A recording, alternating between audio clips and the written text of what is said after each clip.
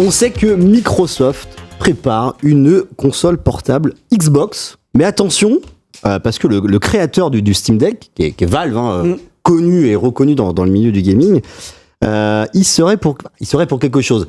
Va peut-être l'empêcher de sortir sa console portable. C'est quoi cette histoire, mon très cher Hugo? Cette histoire, raconte-nous une histoire, Hugo. Oui, du coup, le projet de console portable Xbox, ça fait un moment qu'on entend parler. Phil Spencer, le directeur de Microsoft Gaming, n'a pas tu son intérêt pour le format. Il a pas arrêté de dire qu'il adorait la roguelite, le Steam Deck, tout ça. Et du coup, on a eu pas mal de rumeurs ces derniers mois sur une éventuelle console Xbox portable. On a eu la confirmation, des fuites très prégnantes sur le fait que ce serait avec Asus. En tout cas, qu'en fait, il n'y aurait pas vraiment de vraie console Xbox. Ce serait en partenariat avec d'autres constructeurs, mais elle serait brandée Xbox, avec des boutons Xbox, avec une expérience Microsoft complète. Et là, récemment, apparemment, Xbox aurait un peu bousculé ses plans. Et ça, ce serait à cause de SteamOS. SteamOS qui est l'OS du Steam Deck. Tout simplement parce qu'il commence à y avoir des consoles autres que le Steam Deck qui sortent avec ce système, donc qui remplacent Windows dans certaines consoles, et ces consoles seraient plus performantes que les versions Windows. Donc là, Microsoft se dit en fait, peut-être qu'on repasse un peu en cuisine et qu'on améliore un peu notre infrastructure logicielle. Ça, c'est bon, ça on leur dit sur PC depuis 20 ans, mais voilà. Mais du coup, oui, là vraiment, on a une preuve que Microsoft est un peu bousculé dans son hégémonie, quoi. Donc ça veut dire qu'ils abandonneraient pour le moment le projet console portable Xbox pour vraiment mettre toutes les ressources humaines et techniques sur la partie logicielle Windows. C'est ça un peu l'idée? Oui, en gros, là on a eu, là tu peux enchaîner sur les tests, mais en gros on a eu des premiers tests d'une Legion Go S, donc c'est la console de Lenovo, qui du coup est sortie. C'est la première console officiellement à être sortie avec SteamOS, qui est l'OS de Valve. Du coup, maintenant, le système de Valve maintenant peut s'installer sur n'importe quelle console portable avec processeur AMD. Okay. Donc maintenant, tu as une roguelite, tu as une Legion Go, tu as n'importe quoi, sauf les MSI Clos, mais qui sont sur Intel. Mais maintenant, tu peux installer SteamOS sur ces consoles. Là, tu as Lenovo qui, du coup, a sorti sa première console officielle avec SteamOS, brandé SteamOS avec le logo, tout ça. Et on a Dev2D, du coup, qui est un YouTuber là que vous voyez à l'écran, qui du coup a fait les premiers tests de la console et a trouvé que déjà elle était plus performante, entre 5 et 15% de performance en plus selon les jeux. La console sous SteamOS. Sur SteamOS, pardon, oui, la version SteamOS plus performante. Et aussi, elle était beaucoup plus autonome, notamment sur les jeux moins gourmands, c'est-à-dire vous jouez à Hades ou à Dead Cells, qui sont des jeux en 2D. Vous avez parfois plus du double de performance, d'autonomie en plus, quoi. On est d'accord que c'est le même processeur en plus. On est sur la même configuration. C'est juste que SteamOS, en fait, pour rappel, et là je fais un peu l'explication de l'OS, c'est un système développé par Valve en 2022, basé sur Linux. Donc à la base c'était Debian et maintenant c'est Arch Linux pour ceux qui traînent un peu là-dedans. Et en fait, c'est un système qui se base uniquement sur Steam, c'est-à-dire que en théorie, vous pouvez pas installer le Game Pass ou le GS ou autre chose, même si c'est possible, mais voilà. Et du coup, c'est du Linux. Sauf que Valve utilise ce qu'on appelle une couche de traduction, donc une espèce d'outil d'émulation pour faire tourner nativement sur Windows des jeux, nativement sur Linux, des jeux qui sont vraiment dédiés à Windows. Et il s'avère que cette couche de traduction, qui s'appelle Proton, permet de faire dans beaucoup de cas, tourner des jeux de manière plus fluide que Windows nativement sur Linux. Donc ça, on l'avait déjà un peu vu sur Linux avant, mais là, c'est SteamOS qui nous met devant les yeux depuis quelques ans. Du coup, SteamOS meilleur sur la performance, meilleur sur l'autonomie. Est-ce que même elle est meilleure, on peut dire, sur l'interface, l'ergonomie, etc. de son interface par rapport à Windows ou... Alors clairement, les consoles Windows sont vraiment critiquées parce qu'en fait, chaque constructeur vient avec sa propre surcouche. C'est-à-dire que Asus a sa surcouche, Lenovo a sa surcouche, comme sur les smartphones, en vérité. Sauf que Windows en lui-même n'est pas adapté au tactile ni à la manette, quoi. Donc on a eu des mises à jour récentes pour l'application Xbox qui font en sorte que les boutons soient plus gros, que ce soit plus facile à utiliser à la manette. Mais en gros, Windows n'est toujours pas un système vraiment optimisé pour le support console portable, en tout cas. C'est sur ça que Windows est à la traîne, finalement. Ouais, ils sont à la traîne, on les critique, hein, ça fait des ans qu'on les critique. D'ailleurs, je rappelle les propos de Digital Foundry, mais ça fait depuis 2022 que SteamOS est sorti, Et on a l'impression que Microsoft se dit il faudrait peut-être qu'on améliore notre OS maintenant, alors que ça fait plus de 3 ans. Quoi. C'est une classique de Microsoft, ça j'ai l'impression un peu sans vouloir. Ouais, c'est un grand classique quoi. Du coup, oui, Windows est à la traîne. Alors maintenant, pourquoi Windows serait à la traîne moi j'aurais 2 explications qui sont assez simple. D'abord, il y aurait Windows, tout simplement. C'est de la faute de Windows. Car, en gros, qui s'est pas mal optimisé ces derniers mois, quand même. Hein. Il y a une version Windows 11 24H2 qui est quand même assez performante en jeu.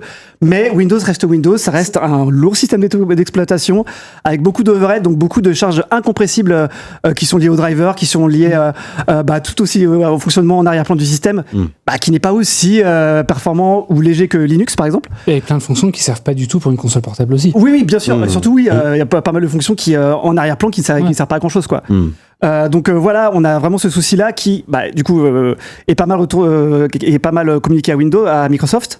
Et le bénéfice de SteamOS, c'est aussi les pilotes graphiques de AMD qui sont open source, donc qui sont développés aussi un peu avec la communauté et qui sont ça fait des années qu'on le sait, mais plus performants sur Linux que sur Windows. Okay.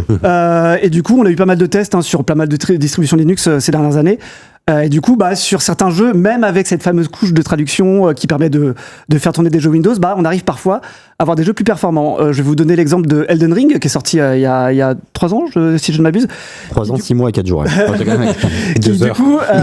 Qui du coup était sorti dans un état un peu catastrophique sur PC. Et après quelques semaines sur Steam Deck, il était plus performant sur Steam Deck que sur une 3070. Une RTX 3070 qui est une carte milieu de gamme d'il y a quelques générations. Parce que tout simplement, ils avaient implémenté ce qu'on appelle la précompilation de shaders, et du coup, ce qui n'était pas le cas sur Windows quoi.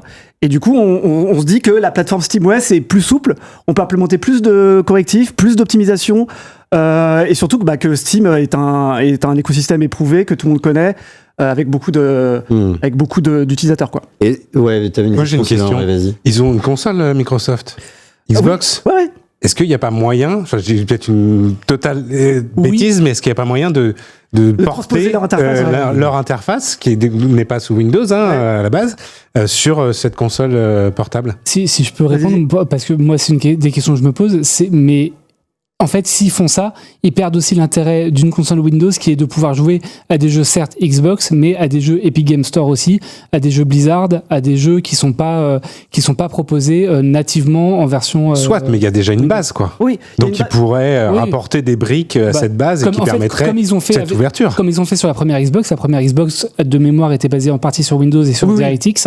Ils pourraient très bien redévelopper un système complètement, une version épurée de Windows pour ça. Oui, on a eu des fuites ces derniers mois sur une nouvelle interface pour Xbox avec un onglet Steam. Donc en vrai, je pense que, comme évoque, je ne sais plus qui dans le chat, il y aurait un mode Big Picture. Strup. Oui, faudrait. C'est carrément ça en fait qu'il faudrait faire. En vrai, faudrait que leur application Xbox PC là, qui existe, qui s'améliore de mois en mois, qui est de plus en plus intéressante. Faudrait qu'elle ait un mode Big Picture qui soit adapté à la fois aux télé, on va dire, mais aussi aux consoles. Vu que la console serait aussi avec un dock, j'imagine, branchable à une télé. Voilà, faudrait que l'expérience convienne à tous les formats quoi. Et est-ce que tout ça peut avoir une incidence forte sur le marché des consoles PC portables? Oui, parce que comme on dit toujours, plus de concurrence, c'est toujours bénéfique pour le consommateur, quoi. Donc là, Windows est un peu bousculé dans la vision qu'ont les gens de Windows sur console portable. Évidemment, il y a que le Steam Deck et la Lenovo Legion Go S qui sont pour l'instant sur SteamOS, mais maintenant que le SteamOS s'est étendu est ouvert maintenant aux autres marques de consoles, ça veut dire que les gens auront plus de choix, et du coup ça va pousser Windows à innover, à devenir peut-être plus léger, plus performant, et ça va aussi bénéficier, on l'espère, aux joueurs PC. Tout simplement parce que Windows aussi sur PC, même si je le dis encore, moi je suis un gros utilisateur de Windows forcément, mais ça s'est vraiment amélioré ces derniers ans. Mais il y a encore des petits ralentissements, le DirectX 12 qui peut parfois saccader sur certains jeux et tout. Donc ça peut être bénéfique à la fois pour les gens qui veulent se mettre aux consoles portables et aux joueurs PC. Vous vous souvenez de la chanson à l'époque Savez-vous planter Windows Vous la connaissez Je l'avais pas celle-là. Je vous la verrai après. J'avais essayé de planter les choux, mais c'est ça. Un dernier point aussi, un gros avantage qu'a eu SteamOS en tout cas ces dernières semaines, c'est l'ajout maintenant de GeForce Now, qui est compatible désormais sur le Steam Deck. Donc ce qui va permettre de jouer à tout votre catalogue de jeux sur Nvidia GeForce Now, donc le service de cloud gaming de Nvidia, directement sur un Steam Deck. Donc ce qui aussi ajoute un gros avantage là-dessus. Bon, voilà, donc les performances sont vraiment super. Donc voilà, moi j'espère vraiment que Windows ça va leur donner un petit coup de pied au HUC, comme on dit, pour améliorer un peu tout ça, quoi. Eh bien écoutez, Microsoft, vous avez entendu nos paroles. Bougez-vous. Merci beaucoup Hugo pour cette petite mise au point. Ouais, tout à fait, intéressante en vrai. On va passer au second expresso de l'émission et forcément j'ai envie de lancer un petit jingle. Là.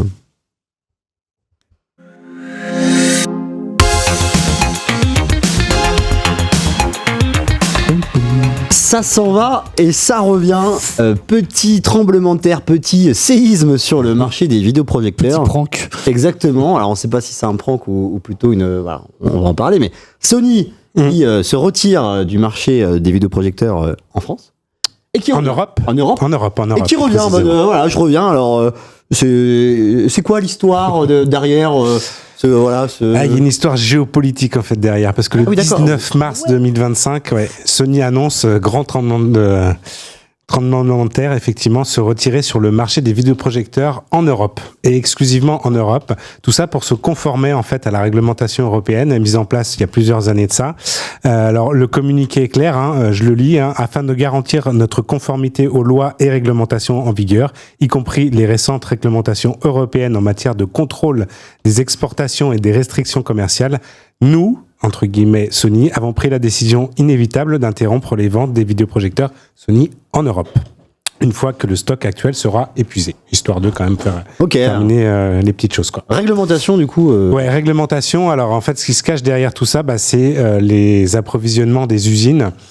Puisque Sony en fait s'approvisionne dans certaines usines, notamment en Chine, et certaines usines fabriquent d'autres composants qui ont usage militaire. Tout simplement, voilà. Donc il y a des accords. C'est un peu touchy là. Alors. C'est ce que je disais, voilà, des histoires géopolitiques, puisque voilà, il y a la guerre actuellement avec la Russie, pas à l'échelle mondiale, mais en tous les cas à l'échelle locale. Et du coup, l'Europe a décidé de boycotter et de ne pas pouvoir importer des produits qui sont fabriqués dans certaines usines, et notamment à double usage. Et c'est quoi alors c'est l'usine qui a double usage ou c'est aussi des composants qui sont utilisés ? C'est les composants, voilà, qui sont fabriqués dans cette. Les composants. Alors, on n'en a pas exactement le composant en question, mais a priori, ça touche quand même tout ce qui est pas l'anti, mais comment dire, l'intérieur du vidéoprojecteur. Visée, enfin le focus ou un truc comme ça, peut-être. Non, plutôt au niveau de la matrice en fait, du vidéoprojecteur en elle-même. Et ça pourrait être utilisé à des fins d'espionnage. Est-ce que c'est relié à Internet, ce type de composant, ou alors Non, c'est pas relié à Internet. En fait, c'est que encore une fois, l'usine fabrique ces composants-là à la fois pour l'industrie électronique, mais du coup qui a un usage grand public, mais aussi un usage potentiellement militaire. Ok. Tu sais, à l'usine, t'as une chaîne de prod avec des consoles et à côté t'as des chars. C'est un peu en grossissant très largement le trait. C'est à peu près ça, effectivement. Et donc, du coup, la raison principale, c'est lié du coup à cette problématique, réglementation, etc. Donc, et finalement, Sony revient. Alors qu'est-ce qui s'est passé pour que Sony se dise, ok, maintenant je reviens sur le Alors c'est marché pareil, européen. on n'a pas exactement de détails parce que la marque communique pas précisément sur on a changé d'usine, mais a priori ce serait plutôt cette version qui serait la plus plausible, donc de se conformer aux lois européennes et du coup de fabriquer ces composants dans une usine qui ne fabrique pas les mêmes composants pour l'industrie militaire. Ça veut dire qu'ils ont changé les lignes de prod, ils les ont déplacées, ils les ont mis dans une autre usine, toujours en Chine. Et du coup, de par ce changement, on considère que maintenant, tu respectes les règles. Maintenant, on a les mains blanches et du coup, on peut de nouveau commercialiser des vidéoprojecteurs en Europe. Ouais. Mais alors, du coup, là, tu me parlais que c'était l'Europe qui était principalement touchée. À quid des États-Unis, par exemple, qui, en plus, j'imagine, sont très sensibles à ce type de questions et très alertes, même peut-être plus alertes que nous. Il n'y a pas eu d'interdiction aux États-Unis. Les normes non, sont parce qu'il différentes. n'y a pas les mêmes réglementations, effectivement. Voilà. Et après, comme en Europe, on est touché par cette guerre potentielle avec la Russie et pas les États-Unis. Du coup, il y a Les États-Unis sont copains avec les Russes. il y a des réglementations et des restrictions qui ne sont pas les mêmes. Ok, d'accord. Voilà. C'est un peu Alors après, paradoxal, si quand la même. Russie était en guerre directement avec les États-Unis, peut-être que à ce moment-là, ils auraient pu se regarder. Ok. Mais en l'occurrence, effectivement, pendant toute cette période-là, les vidéoprojecteurs Sony ont été commercialisés ailleurs, partout dans le monde, sauf en Europe. Il y a eu des ruptures de stock, non, j'imagine. Il y a eu quelques forcément, ruptures de dans la stock, chaîne, ouais, complètement, ouais. À la fois, enfin, dans la chaîne, et puis aussi, ça a été compliqué pour les intégrateurs qui avaient comme consigne d'équiper leurs clients de ces vidéoprojecteurs, et du coup, voilà. Alors, c'est vrai que, bon, ça a duré, on pensait que ça allait durer quand même plusieurs mois, hein. Ça a été finalement assez rapide, puisque le 27 mai 2025, en fait, reprise de la commercialisation des vidéoprojecteurs en Europe. Donc un peu plus de 3 mois. Ah, quand même, un peu plus de 3 mois, quand même. Enfin, de mars à mai, ça fait 2, pardon, excusez-moi. Concrètement, quasiment jour pour jour. Donc ça a été quand même relativement rapide. Le temps un peu d'ajuster le tir et de rentrer un peu dans les normes, etc. Ouais, même si ce sont des vidéoprojecteurs quand même à destination du grand public, les vidéoprojecteurs Sony, on va en reparler après, sont quand même des modèles haut de gamme, voire très haut de gamme. Toute la filière aussi professionnelle était touchée parce que Sony commercialise également des vidéoprojecteurs pour les professionnels. Des boîtes en gros, tout simple, enfin, pour des grosses boîtes. Ouais, ils vendent à des grosses boîtes en gros volume, c'est un peu ça l'idée. Ou des cinémas ou des trucs comme ça aussi. Des cinémas, effectivement, l'éducation, pas l'éducation nationale, mais voilà, des sociétés comme ça. Ouais. Et du coup, ils annoncent leur retour. Et coup du spectacle, ils t'annoncent même un nouveau modèle, c'est ça? Ouais, j'ai bien compris. complètement. Alors, frustration de ma part, puisqu'en fait, j'ai eu la chance d'aller à Tokyo voir les locaux de Sony et les ingénieurs. Quand ça? Fin février, début mars. Pas mal. Et à ce moment-là, nous était présenté le nouveau vidéoprojecteur. Ah ouais, c'est à ce moment-là. Voilà, on savait pas encore que ils allaient stopper du coup la commercialisation en Europe. La décision a été prise ensuite le 19 mars, donc compliqué. Donc on avait préparé tous les papiers. On avait une histoire d'embargo quand même à respecter. On ne pouvait pas en parler de ce vidéoprojecteur. On avait toutes les spécifications techniques. On l'a vu en fonctionnement, etc. Formidable vidéoprojecteur, très haut de gamme toujours. Et pas du coup, forcément, on n'avait pas le droit d'en parler encore moins. L'avantage, c'est que du coup, maintenant qu'il sort, et alors maintenant, voilà, on peut en parler, effectivement. Alors, d'autres médias, justement, à travers le monde, notamment aux États-Unis, ont pu en parler, eux, puisqu'ils y avaient accès. Mais nous, c'était pas possible. Donc, voilà. C'est-à-dire que l'embargo s'est décalé, en fait, avec le temps. Finalement, un embargo, je sais pas, genre en mars. Et en fait, en mars, on t'a dit, non, mais en fait, l'Europe, c'est bye-bye. Ouais. Et du coup, l'embargo s'est décalé jusqu'à là, récemment. Du coup, là, jusqu'à le 27 mai, ouais. Alors, l'embargo interminable, t'imagines un embargo d'1 an et demi. C'est abusé parce qu'en vrai, tu les aurais vus et si jamais ils avaient jamais compté les sortir en France, t'aurais jamais pu en parler alors. Oui, alors après, peut-être qu'il y aurait eu un déclenchement quand même, justement parce qu'il est commercialisé ailleurs dans le monde. Oui, c'est ça. Donc voilà, on s'interdit pas, nous, parler de smartphones qui sont disponibles uniquement en Chine, par exemple. Donc peut-être qu'il y aurait eu un go de la part de Sony. En fait, d'un autre journaliste que toi, en fait, toi, t'étais sous embargo, t'as signé, nous, on aurait pu le traiter, nous, en tant que... Par exemple, ouais. Ouais, tout à fait. Et pourquoi on l'a pas fait Parce qu'on fait la sortie, du coup, c'est encore mieux. Limite, tu prends ce qui se passe dans la presse anglophone américaine notamment, et quelqu'un d'autre écrit, etc. Alors c'est quand même assez fort de café. Et du coup, ce nouveau vidéoproche qu'ils ont annoncé, c'est quoi? Quel positionnement? Qu'est-ce qu'il apporte de plus que les autres sur le marché? Alors, c'est un renforcement de la gamme de Sony, puisque actuellement Sony propose donc des vidéoprojecteurs très haut de gamme. Je parle toujours des vidéoprojecteurs grand public, mais très haut de gamme.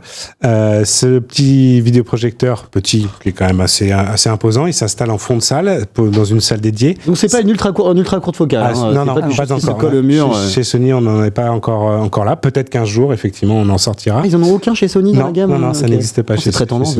Complètement. Mais c'est pas assez haut de gamme, non? C'est quoi? Oh non, il y a des ultra courtes focales qui sont très haut de gamme. Donc, potentiellement, je pense que techniquement, ils sont capables de le faire. Ouais. Après, ils estiment peut-être que le marché n'est pas encore suffisamment mature pour aller là-dessus. La puissance de projection aussi, peut-être. La luminosité. La luminosité, ils sont OK. Ils sont OK. Justement, donc ce nouveau vidéoprojecteur, c'est le Bravia Projector 7 en fait. Donc, il vient en renforcement. Le petit nom, c'est VPL XW5100. Il vient s'intercaler juste au-dessus du VPL XW5000. Il est plus lumineux en fait, tout à fait. Et l'avantage de ce vidéoprojecteur, c'est comme les autres vidéoprojecteurs de Sony très haut de gamme, c'est qu'il a une image Ultra HD native. Native, ok, exactement. Ouais. Ça apporte quoi en gros si on veut vulgariser un petit peu? Alors si on veut vulgariser, j'ai pu prendre une photo en fait d'un vidéoprojecteur sur la gauche avec une image Ultra HD simulée. Et à droite, la vraie matrice Ultra HD. Donc ça, c'est une photo qui a été prise effectivement à quelques centimètres de la toile sur laquelle j'ai pu projeter. Mais on voit quand même la différence de pixels sur la gauche par rapport à la droite, où la photo est quand même nettement plus nette. À gauche, quand on parle d'extrapolation, c'est ça? C'est l'interpolation, la modulation, effectivement. Okay. Ouais, voilà. C'est flagrant quand même. C'est flagrant. Après, il y a la saturation qui joue aussi, il y a les contrastes, j'imagine. Il y a le contraste qui joue un petit peu, mais voilà, c'est surtout pour montrer la différence entre les pixels. Alors évidemment, plus on se recule, et l'idée sur un vidéoprojecteur, c'est pas d'être collé à quelques centimètres. Là, j'étais à une vingtaine de centimètres de la toile. Évidemment, on regarde jamais un vidéoprojecteur dans ces conditions-là. Mais c'est pour montrer quand même qu'on voit quand même une différence et que voilà, on peut être interloqué par la chose. Donc du coup, forcément, des modèles qui sont relativement onéreux, puisque ce modèle-là sera vendu aux alentours de 7 000 €. L'Ordibus demandait à combien de milliers d'euros et après il a dit 20 000, 30 000. Non, mais voilà, on a un modèle à 5 000 et un vrai à 5 000, le 5 000, le XW 5000 qui est à 5 000 €, toujours en vraie matrice Ultra HD. Celui-ci, donc le 7000, sera vendu aux alentours de 7 000 € pour cet été. Après, on en a encore un peu plus haut de gamme qui a été testé sur Frandroid, le 8, le Bravia Projector 8, qui est à 16 000 €. Et après, on passe encore au-dessus avec le 9 qui est à 26 000 €. Attends, donc là, l'Ordibus avait raison. L'Ordibus était dans le juste. Pour une fois, d'ailleurs, Ordibus. Je déconne. Mais attends, mais ça vaut ces prix-là, vraiment, par rapport aux technologies intégrées, etc. Ça vaut 7 000, 15 000 balles. Alors, ça me paraît exorbitant, moi, ça me paraît assez fou. C'est effectivement des modèles, encore une fois, très haut de gamme, d'extrême qualité. On le branche, il y a un calibrage qui est parfait. Vous pouvez avoir le test complet sur Frandroid, notamment du 8, où par rapport à tous les autres modèles, évidemment, qui sont disponibles sur le marché, peut-être hormis JVC, que je n'ai pas encore eu l'occasion de tester, mais ce sont des modèles voilà, qui sont déjà avec une vraie matrice 4K, donc ça fait vraiment la différence, parce que 98% des autres vidéoprojecteurs, on vous marque sur la boîte Ultra HD, ce n'est pas de la vraie Ultra HD, comme j'ai pu le montrer juste avant. Pas native, en tout cas. Pas native, voilà, exactement. Donc du coup, voilà, ça fait quand même la différence sur la matrice. Après, il y a la lentille aussi, qui coûte extrêmement cher. C'est la grosse différence entre le 8 et le 9.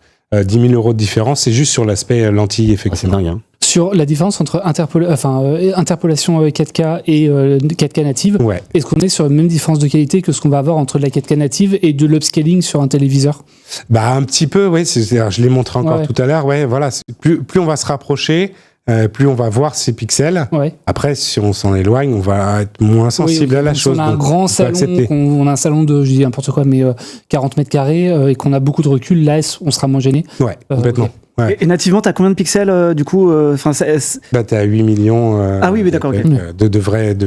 Ouais. Ça pèse un peu, quoi. D'un vidéoproche, justement, avec cette technologie d'interpolation, t'as forcément moins de pixels nativement, quoi. Bien sûr, parce qu'on parle à ce moment-là, on part d'une matrice Full HD. Ouais, ok. Ah ouais, Full HD 4K. C'est comme Full HD et du coup avec un système de wobulation, c'est-à-dire que la matrice bouge très rapidement pour donner l'illusion qu'il y a des pixels qui sont en plus. Ah, c'est comme le DLSS en mode performance sur PC quand vous êtes en 4K. On a tous nos analogies. Non mais voilà. Vous mettez le 4K DLSS, c'est pareil. Bah écoute, merci beaucoup Sylvain pour cette belle histoire Sony. J'en profite pour mettre un petit commentaire qui nous tient forcément à cœur chez Frandroid. Il y a Titouan Android qui nous dit elle est où la Switch? Titouan, que l'on salue, ancien journaliste de Frandroid qui est chez aujourd'hui nos confrères de 01net. Et on fait la bise à toute la rédac de 01net. À Dimitri notamment et à Titouan. Eh ben elle est là la Switch 2, voilà. Posez la question, elle est là. Alors elle est pas dans la boîte. Je le répète. Pendant le segment, on a eu une belle installation. Il y avait, voilà, je le répète, à la fin de l'émission, on part sur une session gaming Nintendo Switch 2. Le setup est prêt, il est là juste à ma gauche, vous ne le voyez pas, mais la console est prête. Mario Kart World est prêt. Donc restez bien. Voilà, on chauffe le canapé un peu les gars là, histoire qu'on s'installe. On a des belles grimaces, à des beaux doigts d'honneur. Oh là là, je suis choqué. Je suis choqué. Donc voilà, restez bien jusqu'à la fin de l'émission. Il y aura du coup de la Nintendo Switch 2. On l'a reçue cet après-midi. On peut en parler. C'est trop cool. On l'a vu. Elle sort demain en France. Elle sort demain en France officiellement et on va en parler même pendant la deuxième heure d'émission avec notamment une invitée spéciale. Moi je l'ai vue tout à l'heure là en vrai. Elle est plutôt mignonne. Hein. Elle est plutôt mignonne, c'est assez cool. Mais avant ça, on va enchaîner avec messieurs, les écouteurs sportifs. Et pour ça, j'ai juste envie de lancer un petit jingle. Unlock, tout simplement, quoi. Il fait beau, il fait chaud. Enfin, j'ai préparé mon truc. En fait, il fait moche dehors, il pleut et tout. C'est mieux, c'est encore mieux. En vrai, c'est encore mieux. C'est encore mieux parce que du coup, t'as moins chaud. On est dans la saison. C'est la journée de la course à pied. C'est la journée internationale de la course à pied. Forcément, si vous regardez un peu sur Frandroid, on parle d'écouteurs sportifs notamment, avec Geoffroy qui court beaucoup et qui teste un peu tous ces... Ah non, maintenant c'est un peu... C'est toi. Je fais juste tester celles qui ont des fréquences cardiaques. Ouais, parce que pour les mesures, etc. Ouais. Bref, on va vous parler d'écouteurs pour les sportifs et des écouteurs pour notamment les personnes qui courent, notamment en extérieur, mais aussi un petit peu en intérieur. Conseils, recommandations et critères d'achat. On va parcourir un peu cet univers qui est quand même un univers qui monte en puissance la pratique du running. Tu avais sorti des chiffres l'autre fois, Geoffroy. Un Français sur 5 pratique la course à pied régulièrement, donc c'est énorme. C'est une communauté quand même immense. Et en fait, autour du running, il y a quand même tout un écosystème connecté, que ce soit les montres, les écouteurs, les ceintures cardio. Et forcément, nous, on en parle sur Frandroid. N'hésitez pas surtout à poser vos questions dans le chat. Je les lis, je peux les mettre en avant pour y répondre, parce qu'on a aujourd'hui 2 experts, avec Sylvain et Geoffroy.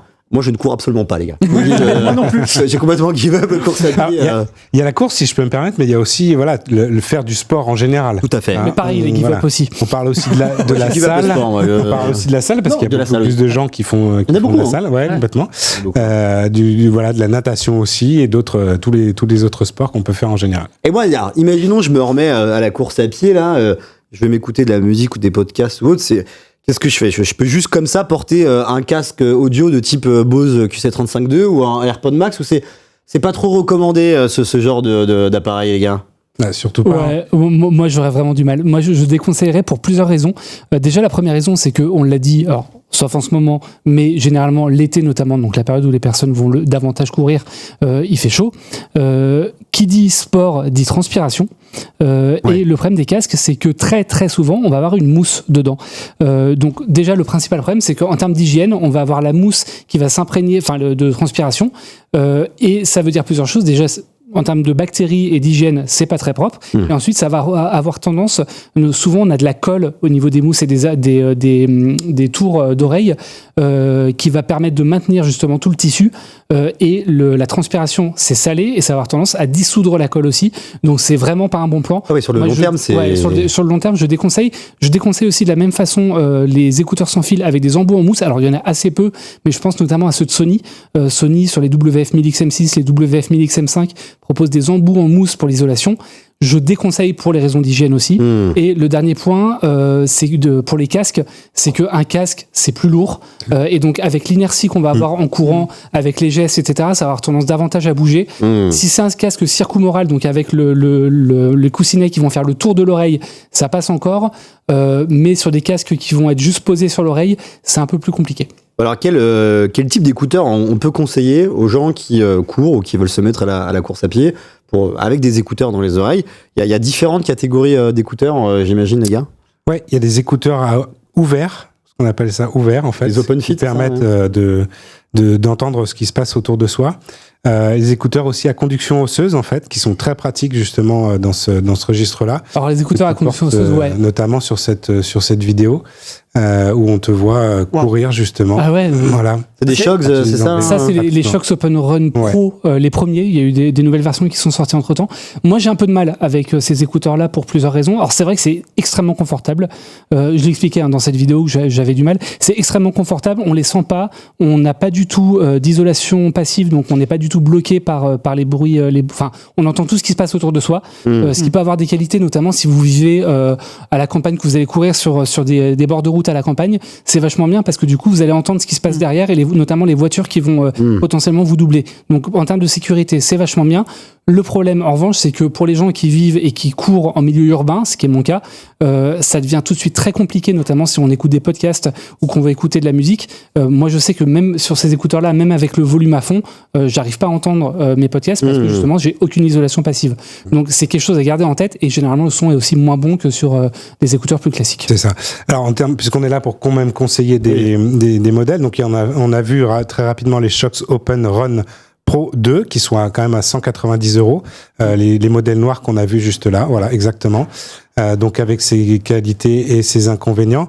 Dans le même modèle aussi, dans le même registre de modèles en fait, on a les Sunto, pardon, excusez-moi, les Wing, ouais. Là le modèle Red exactement, qui sont disponibles actuellement aux alentours de 200 €.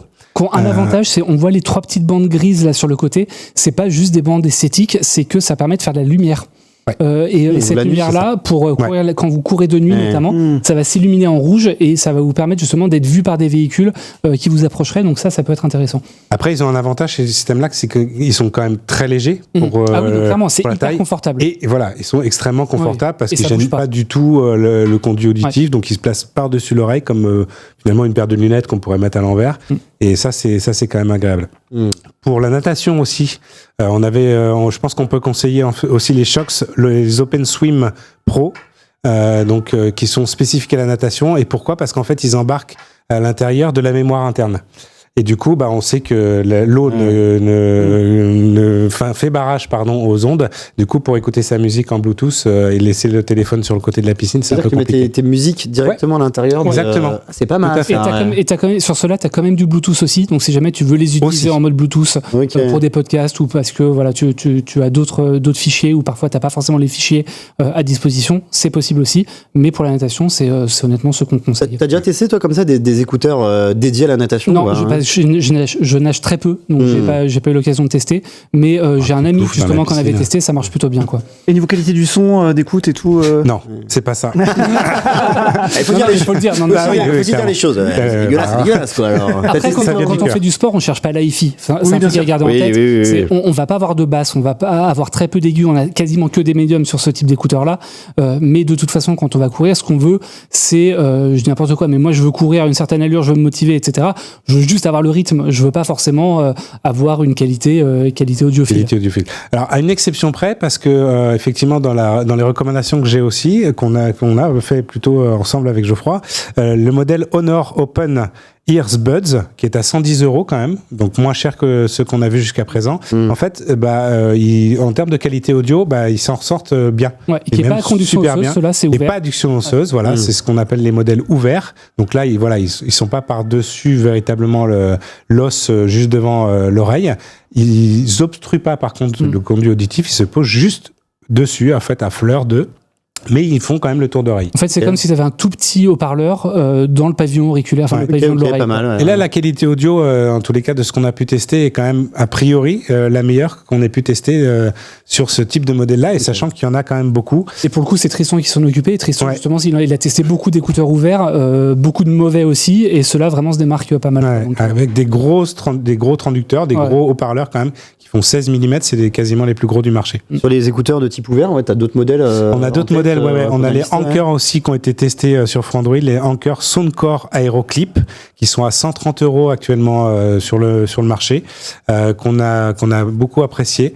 Ceux-là, se clipsent en fait derrière l'oreille, et c'est pareil, ils ne rentrent pas dans le conduit auditif, donc ils permettent quand même de rester alerte. Et effectivement, on a un message dans le chat sur les modèles de Xiaomi, les OpenWare stéréo. On attend le modèle Pro potentiellement aussi très prochainement. Et ils sont plutôt pas mal. Je crois que ceux-là, ils sont aux alentours de 110 € effectivement. Mais après, ce qui est intéressant, c'est que quasiment tous les fabricants se sont lancés sur le marché. Pour l'instant, comme je vous ai dit tout à l'heure, les Honor, alors Honor, c'est une marque de smartphone, c'est pas du tout une marque audio, s'est lancé sur ce marché-là et propose donc une qualité audio qui est tout à fait correcte, accessoirement aussi une fonctionnalité de traduction en temps réel qui passe par le smartphone, etc. Donc ça peut être aussi intéressant. Mais voilà, pour dire qu'il n'y a pas que les spécialistes audio, loin de là, qui s'intéressent à ce type de marché. On a bien sûr évidemment des Bose, les Ultra Open Ears Buzz, qui sont quand même à 349 €. Ça pique un peu. Ouais, ça pique, sachant que normalement, voilà, tous les autres modèles Alors, c'est pas sont proposés en fait aux alentours de 100 jusqu'à 200 €. Allez, vraiment les Bose sont les plus chers. On a les Huawei FreeClip par exemple. Voilà, je vous ai mis un petit panel de différents modèles. On a Nothing aussi, fabricant de smartphones, en haut à droite en blanc. Qui fabrique effectivement, alors le modèle Nothing, c'est les Air Open, donc c'est vachement à base de Air et de Open, forcément les noms. Et puis les Shox Open Fit aussi Air, en bas à gauche. Chez Shox aussi, pour le coup, c'est pas de la conduction osseuse. Ouais, tout à fait. Donc voilà, beaucoup de modèles. On a Huawei aussi qui se lance là-dessus, et Sony au milieu, les petites avec les trous au milieu, petits boutons là, effectivement, ouais. Les Link Buds. Modèle original pour le coup, qui fonctionne plutôt pas mal avec les petites ailettes qui permettent de vraiment bien tenir dans le creux de l'oreille. Ça c'est important aussi, les ailettes justement pour les écouteurs, notamment si on fait du sport, c'est qu'on va avoir des écouteurs qui vont être plutôt adaptés au-delà même du format, du fait que ça soit des écouteurs ouverts, fermés, intra, etc. Les écouteurs, si jamais ils vont être trop lourds, ils vont trop dépasser. Encore une fois, on parlait d'inertie tout à l'heure pour un casque. Ça va être la même chose pour des écouteurs. Il vaut mieux qu'ils soient bien arrimés sur l'oreille. Il vaut mieux les tester avant, si jamais vous avez l'occasion, parce que c'est toujours compliqué en termes d'hygiène. Mais si vous avez l'occasion de les tester et de bouger un petit peu avant, c'est toujours un bon plan, parce que justement, vous allez bouger en faisant du sport par définition. Donc, il vaut mieux tester avant justement la stabilité et le fait qu'ils vont pas tomber. Et toi, Geoffroy, sur les écouteurs qu'on vient de voir à l'écran, si tu en avais un à recommander par rapport au test que tu as fait, je sais pas si tu les as testés ou pas. Est-ce que pour toi il y a un des modèles qui sort un peu du lot, qui se démarque un peu plus des autres? Moi très honnêtement, moi j'ai tendance à ne jurer que par les écouteurs à réduction de bruit, qui va être le type d'écouteur dont on parle après. J'ai toujours du mal, encore une fois, mais parce que je vis en ville et que je cours en ville, je trouve que sur l'usage, le fait d'avoir des écouteurs ouverts, moi justement m'empêche d'être vraiment immergé dans ma musique. Ouais, et comme je cours en ville, encore une fois, donc certes il y a des véhicules, mais il y a des passages piétons, il y a des feux, etc. Donc en fait j'ai pas de risque en courant de me faire écraser, parce que je vais passer quand le feu est vert uniquement. Donc et que je fais doublement attention quand je sais que je vais traverser la rue. Donc j'ai pas ce risque-là, donc j'ai tendance à préférer être isolé quand je vais courir. Et donc du coup, si on veut vraiment se couper du monde, on s'oriente vers des écouteurs à réduction de bruit active. Toi, c'est un peu ton dada. Clairement, et d'autant plus qu'aujourd'hui, des bons écouteurs à réduction de bruit active, ou même des mauvais, vont quand même avoir un mode transparent ou un mode ambiant, vous appelez ça un peu comme vous voulez, qui généralement est très efficace pour permettre d'entendre quand même ce qui se passe derrière. Donc moi, je sais que, pour le coup, je vis à Paris, mais j'ai ma mère qui vit en Vendée, dans un hameau, etc. Pas loin de La Roche-sur-Yon. J'adore la Vendée. Mais c'est pas le sujet. Pour le coup, quand je vais courir là-bas, je cours quand même avec mes écouteurs Bose Quiet Comfort Ultra, donc les modèles haut de gamme de chez Bose, avec une excellente réduction de bruit. Mais en fait, je les passe en mode transparent. Et en mode transparent, je vais pas avoir de soucis pour entendre quand même des véhicules qui vont arriver derrière moi. Toi, le modèle Bose que vient d'évoquer Geoffroy, ça faisait partie un peu des écouteurs qu'on peut conseiller. Ça fait partie des écouteurs effectivement qui sont aujourd'hui aux alentours de 250 €. Pas donné quand même. Non, mais là c'est vraiment de très haut de gamme. Ouais, c'est effectivement des hauts de gamme. On a vu aussi très rapidement passer, on peut les remettre peut-être à l'écran, les fameux AirPods Pro 2 d'une certaine marque à la pomme, qui tiennent très bien. Qui tiennent très bien, voilà, qui ont un système de réduction de bruit qui est extraordinaire. Qu'on peut trouver aux alentours de 280 €. Et après, moi j'ai voulu aussi conseiller les Nothing Air entre parenthèses A, qui sont à 80 € et qui proposent une réduction de bruit qui est quand même très intéressante vu le prix. Donc je trouvais intéressant de proposer également des écouteurs qui soient abordables et qui font bien le taf sur cette fonctionnalité-là. Après, oui, moi je suis un peu de réticence quand même à utiliser cette fonction de réduction de bruit, surtout en courant en ville, quoi. C'est ce que disait François Michel. Après, pour moi, il disait que ça aussi dangereux. Moi, j'ai tendance, quand je cours, justement, à être surattentif à tout ce qui se passe autour de moi. Donc, de toute façon, je vais regarder à gauche, à droite avant de traverser. Je ne traverse pas au feu rouge. Je cours uniquement sur les trottoirs. Donc, j'ai pas de risque de me prendre un véhicule. Je comprends en revanche que, effectivement, quand on court sur des bords de route, là, clairement, il vaut mieux passer en mode transparent ou avoir des écouteurs ouverts ou avoir des écouteurs à conduction osseuse qui vont être bien plus rassurants. Et un bémol quand même aussi sur les écouteurs à réduction de bruit avec le mode transparent, c'est que ça va dépendre de l'électronique. Si vous n'avez plus de batterie, vous passerez en isolation passive et donc vous entendrez moins bien que si vous êtes en mode transparent. Donc c'est aussi à garder en tête. Je comprends très bien, simplement pour un usage, pour quelqu'un qui a l'habitude de courir en ville, je trouve, en tout cas pour moi, la réduction de bruit plus efficace. Alors la réduction de bruit aussi est intéressante quand on fait de la salle. Puisqu'en fait dans la salle souvent il y a de la musique. Effectivement là on a plutôt envie dans sa bulle de faire son effort, de se concentrer sur son effort et sur ce qu'on a à faire, sur ses objectifs, plutôt que d'être alerte sur tout ce qui se passe autour. Donc si vous êtes en salle, plutôt de conseiller des écouteurs et éviter plutôt les casques aussi. Tu ne conseilleras pas, je pense, Geoffroy, d'éviter les casques pour les mêmes raisons, effectivement, de gêne, même si on court pas pour le coup vraiment, sauf sur des tapis. Ceci dit, là je vois des gens dans la salle qui peuvent courir avec des casques. Je pense que c'est quand même assez embêtant. Si on fait du ski erg, si on fait du rameur, si on fait des trucs en rameur, c'est pas trop embêtant, mais sur la course ou sur la marche rapide, ça peut être du vélo elliptique aussi. Voilà. Et je sais qu'il y en a qui apprécient les écouteurs avec des vrais boutons physiques comparé à des touches tactiles. Pourquoi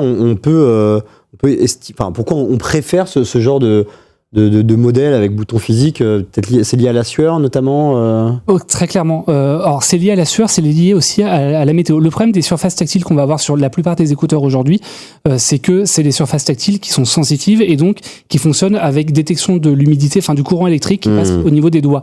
Cette détection du courant électrique, elle peut être complètement faussée si vous avez de la pluie ou de la transpiration sur les doigts. Ça vous est peut-être déjà arrivé si vous faites la vaisselle avec des écouteurs sans fil, vous mettez pause et puis en fait vous réalisez que ça change le mode transparent, ça change de piste, ça change de volume, ça fait n'importe quoi. Ce qui peut être très très frustrant lorsque vous courez. Et moi je sais que quand je vais aller courir et que je sais qu'il pleut, je sors pas mes Bose, justement parce qu'ils sont tactiles. J'ai tendance à prendre des vieux Jabra avec des vrais boutons physiques parce que justement tout fonctionne par pression et si jamais on n'appuie pas sur le bouton, ça ne fonctionnera pas. Donc pour ça peut être un très très bon usage. Ou que des fois quand on court avec sa capuche aussi. Oui, si on court avec les capuches aussi, on va tourner la tête, ça peut être embêtant. Donc ça, les boutons physiques, que ça soit pour les montres ou pour les écouteurs, c'est quand même une grosse plus-value quand on fait du sport. Ouais.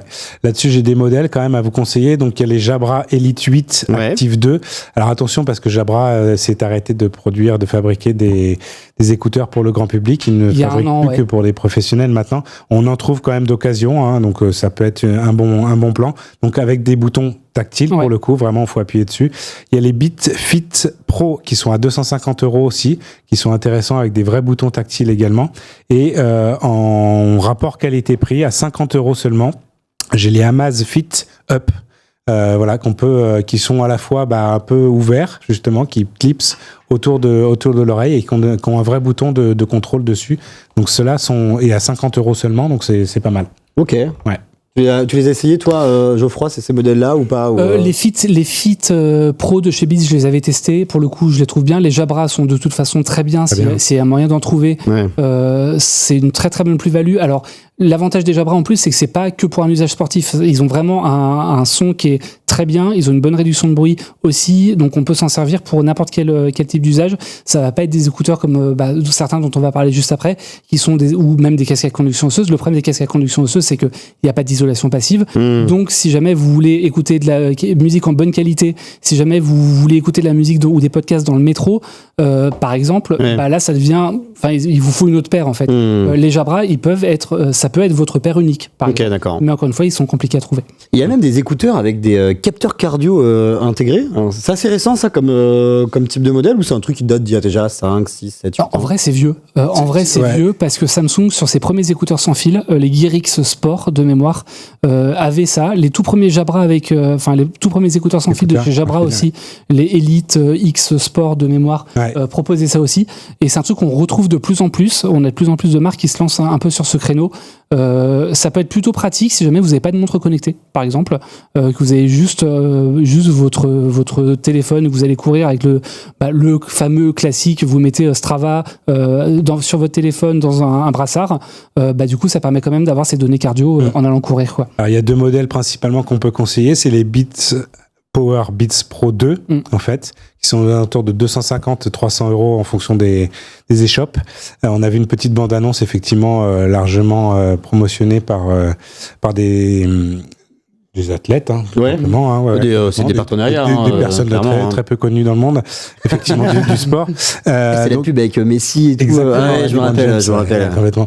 Donc voilà, ils fonctionnent. Alors ils sont en tour d'oreille, ils sont intrusifs quand même dans le conduit, et il y a un capteur qui est très performant. Qui est très fiable. Les a testés, pour le coup, il est aussi fiable, quasiment aussi fiable qu'une ceinture cardio-fréquence-mètre. Ah ouais, à ce point-là. C'est du sérieux.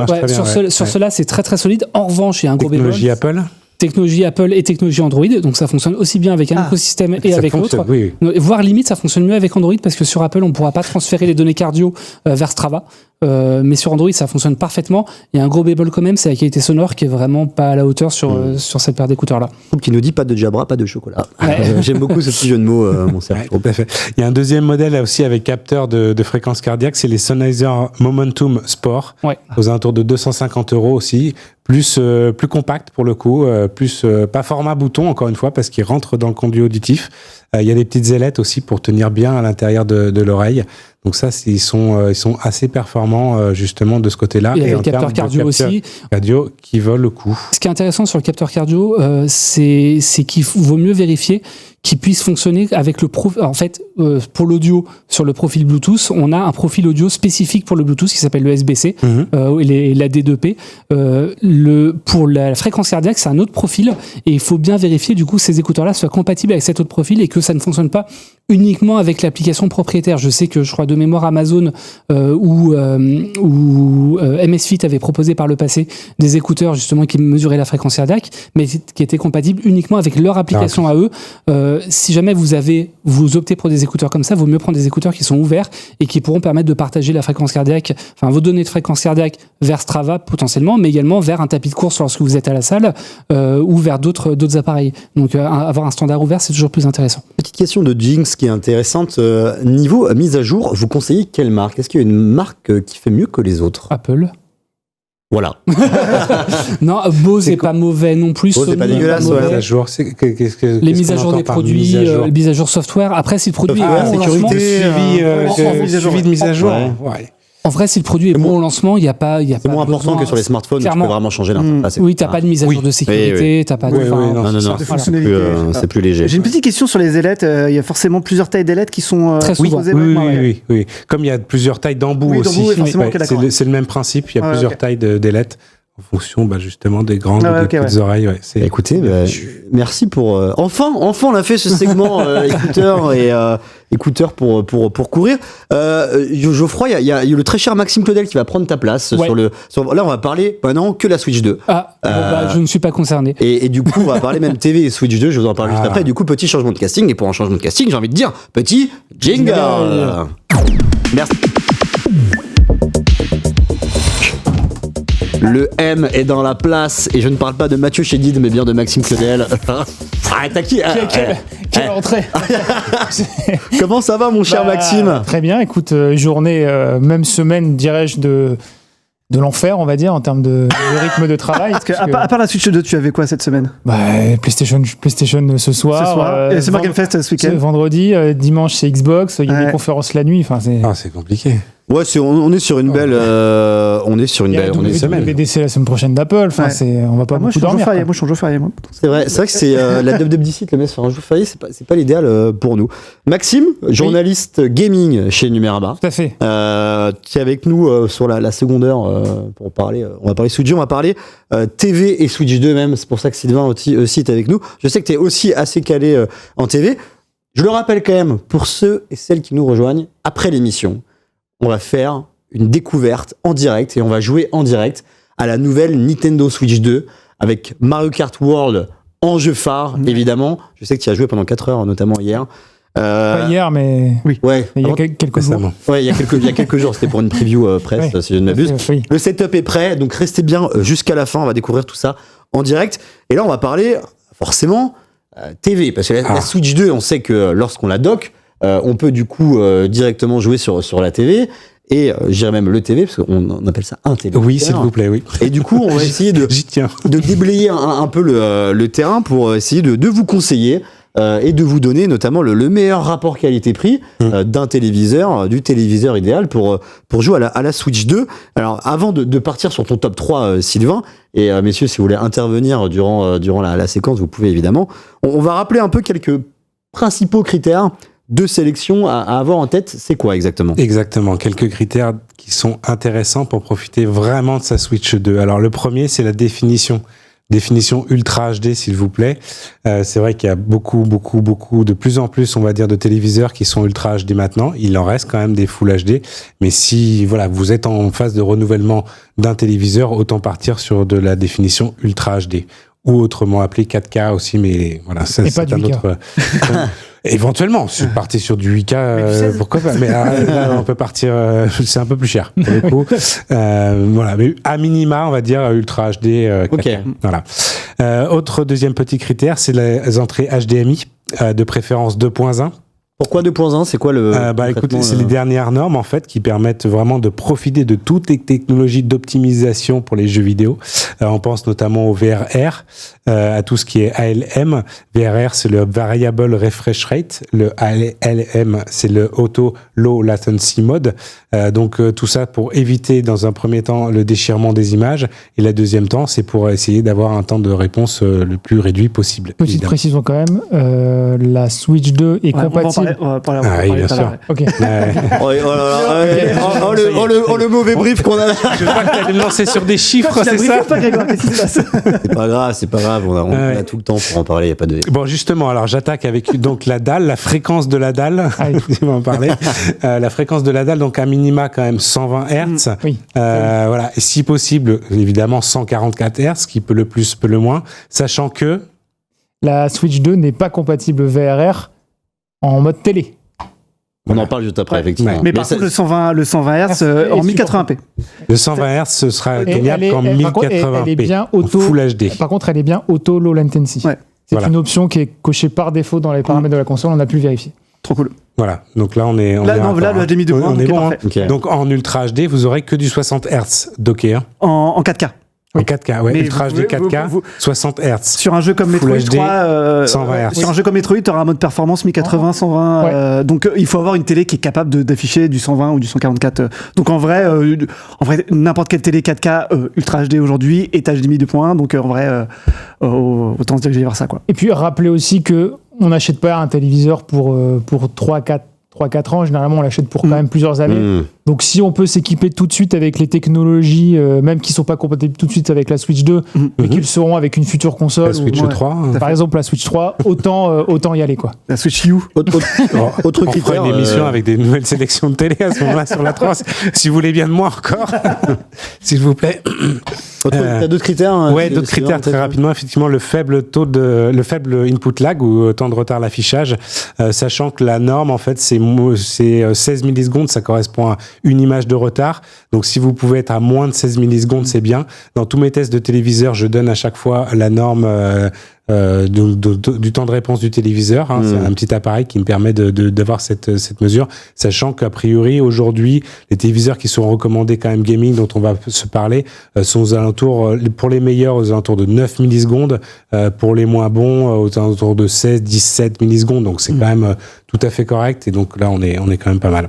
Okay. Technologie HDR aussi, on en parlait très rapidement tout à l'heure, donc pour des couleurs extrêmement riches, une bonne gestion des contrastes, luminosité aussi, et le type de dalle aussi, donc il va falloir faire l'arbitrage entre une dalle donc toujours LCD ou OLED, et dans la catégorie LCD, vous avez le QLED, le mini LED, voilà, qui peuvent être intéressants. Le mini LED, sachant que OLED, c'est cher. C'est du micro LED derrière d'ailleurs.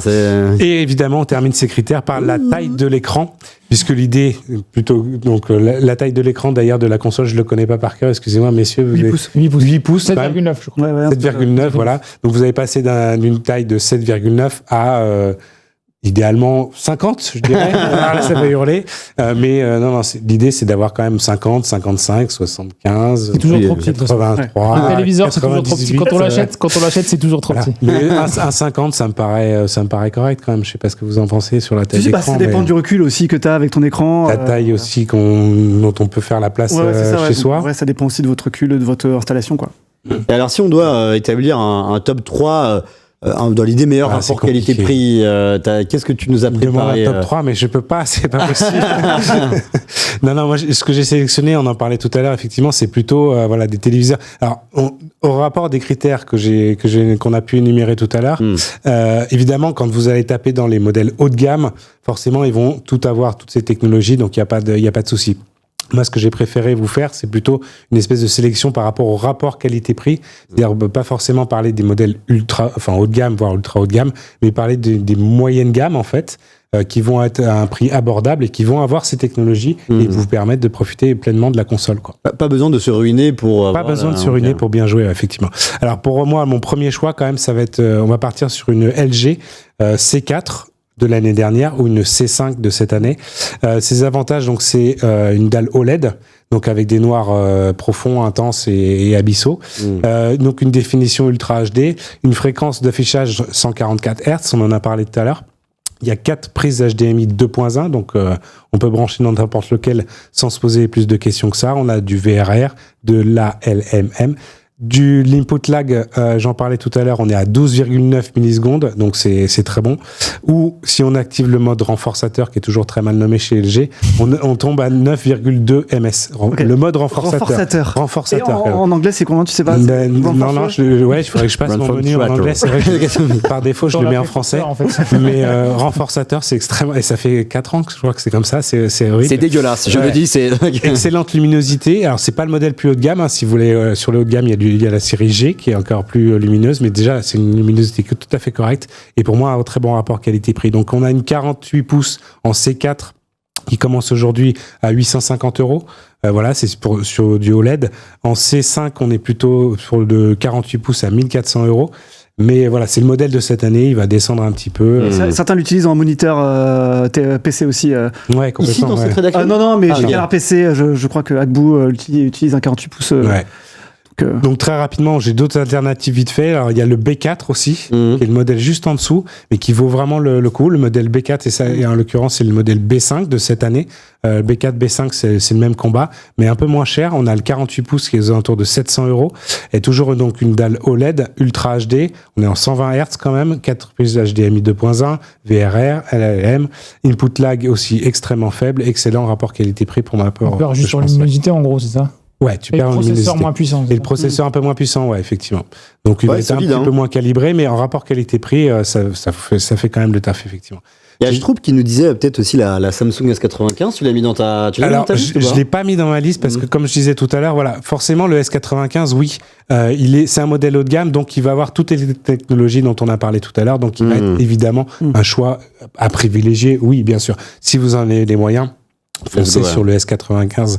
Soit D de l'année dernière, soit le F qui est encore plus lumineux de cette année, complètement. Chez Samsung, on reste sur du Samsung. J'ai le S90D ou S90F de cette année. C'est des modèles OLED, encore une fois, Ultra HD, 144 Hz, 4 prises HDMI 2.1, encore une fois, donc ça c'est intéressant. Pareil, les technologies d'affichage VRR et ALM.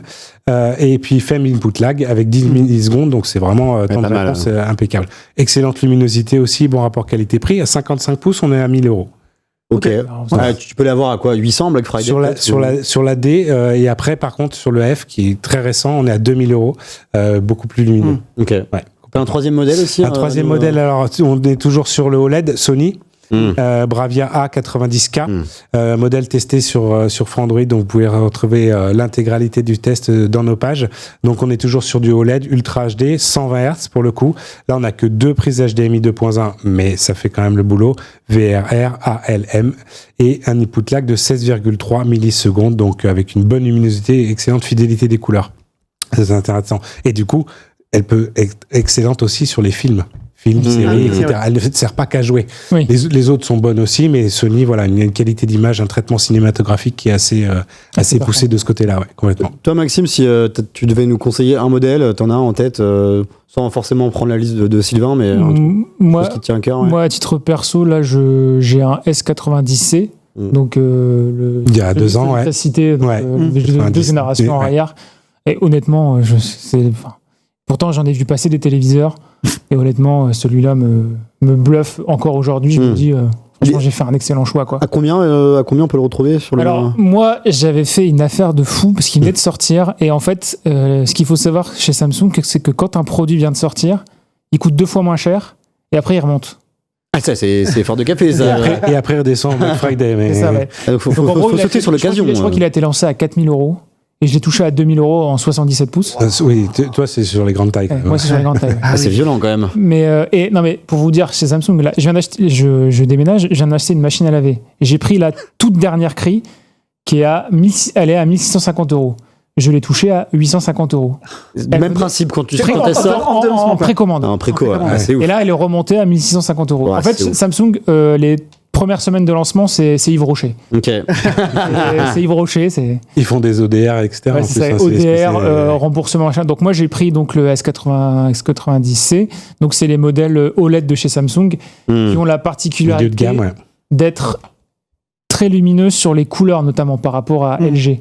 Donc pour le gaming, c'est plutôt flatteur et ça marche bien. Ok. Je pense que pour moi, les meilleurs téléviseurs gaming, c'est les Samsung. Ok. Pour ce traitement des couleurs qui sont un peu flashy et qui vont bien aux jeux vidéo. C'est un peu moins du coup, on va dire... Flagrant, c'est quoi. un peu moins cinématographique, encore que avec le moins fidèle, avec le mode filmmaker, ça fait largement le taf. Ouais. Mais si l'essentiel de votre consommation télé c'est le gaming, pour moi les Samsung sont les meilleurs. Ouais, sachant qu'il y a plusieurs modes, donc après on peut resaturer les couleurs, même si on est en mode cinéma. Après oui, le mode cinéma est très bien. Enfin, je veux dire, il va contenter 95% des gens. Et si vous achetez un téléviseur pour le cinéma, faut plutôt prendre, comme tu dis, un Bravia, quoi. Et ça va dépendre peut-être aussi du jeu auquel tu vas jouer. Oui. J'ai pas de nom en tête, mais voilà, certains jeux, on aime bien que les couleurs vraiment flash, elles sont intéressantes. D'autres jeux où c'est plus immersif, où on recherche justement l'aspect un peu fidélité des couleurs, la cinématographie, des choses comme ça. Et ce qui est bien aussi avec les téléviseurs Samsung, mais je crois que c'est également le cas pour les téléviseurs LG maintenant, c'est que vous avez l'application Xbox pour jouer en cloud gaming. Donc si vous n'avez que la Switch 2 comme console, votre téléviseur est aussi une console Xbox. Ouais. Et donc c'est plutôt pas mal pour jouer à des jeux. Mais là on parlait justement, c'était le titre du truc, c'était la télé pour la Switch 2. Oui. C'est fonctionnalité bonus. Tout à fait. Non, et si on avance un peu, Sylvain, est-ce qu'on peut partir plutôt sur la catégorie LCD, parce que là on a vraiment fait que de l'OLED. Ouais, tout à fait. Il y a peut-être des alternatives LCD. Il faut conseiller tout le monde. Les Hisense, notamment la série U7NQ de l'année dernière. Donc c'est une technologie LCD avec un rétroéclairage mini LED. Un pied assez sympa et du coup 144 Hz sur la fréquence de rafraîchissage et puis donc on a 2 entrées HDMI 2.1. C'est pareil, toutes les technologies VRR, ALM.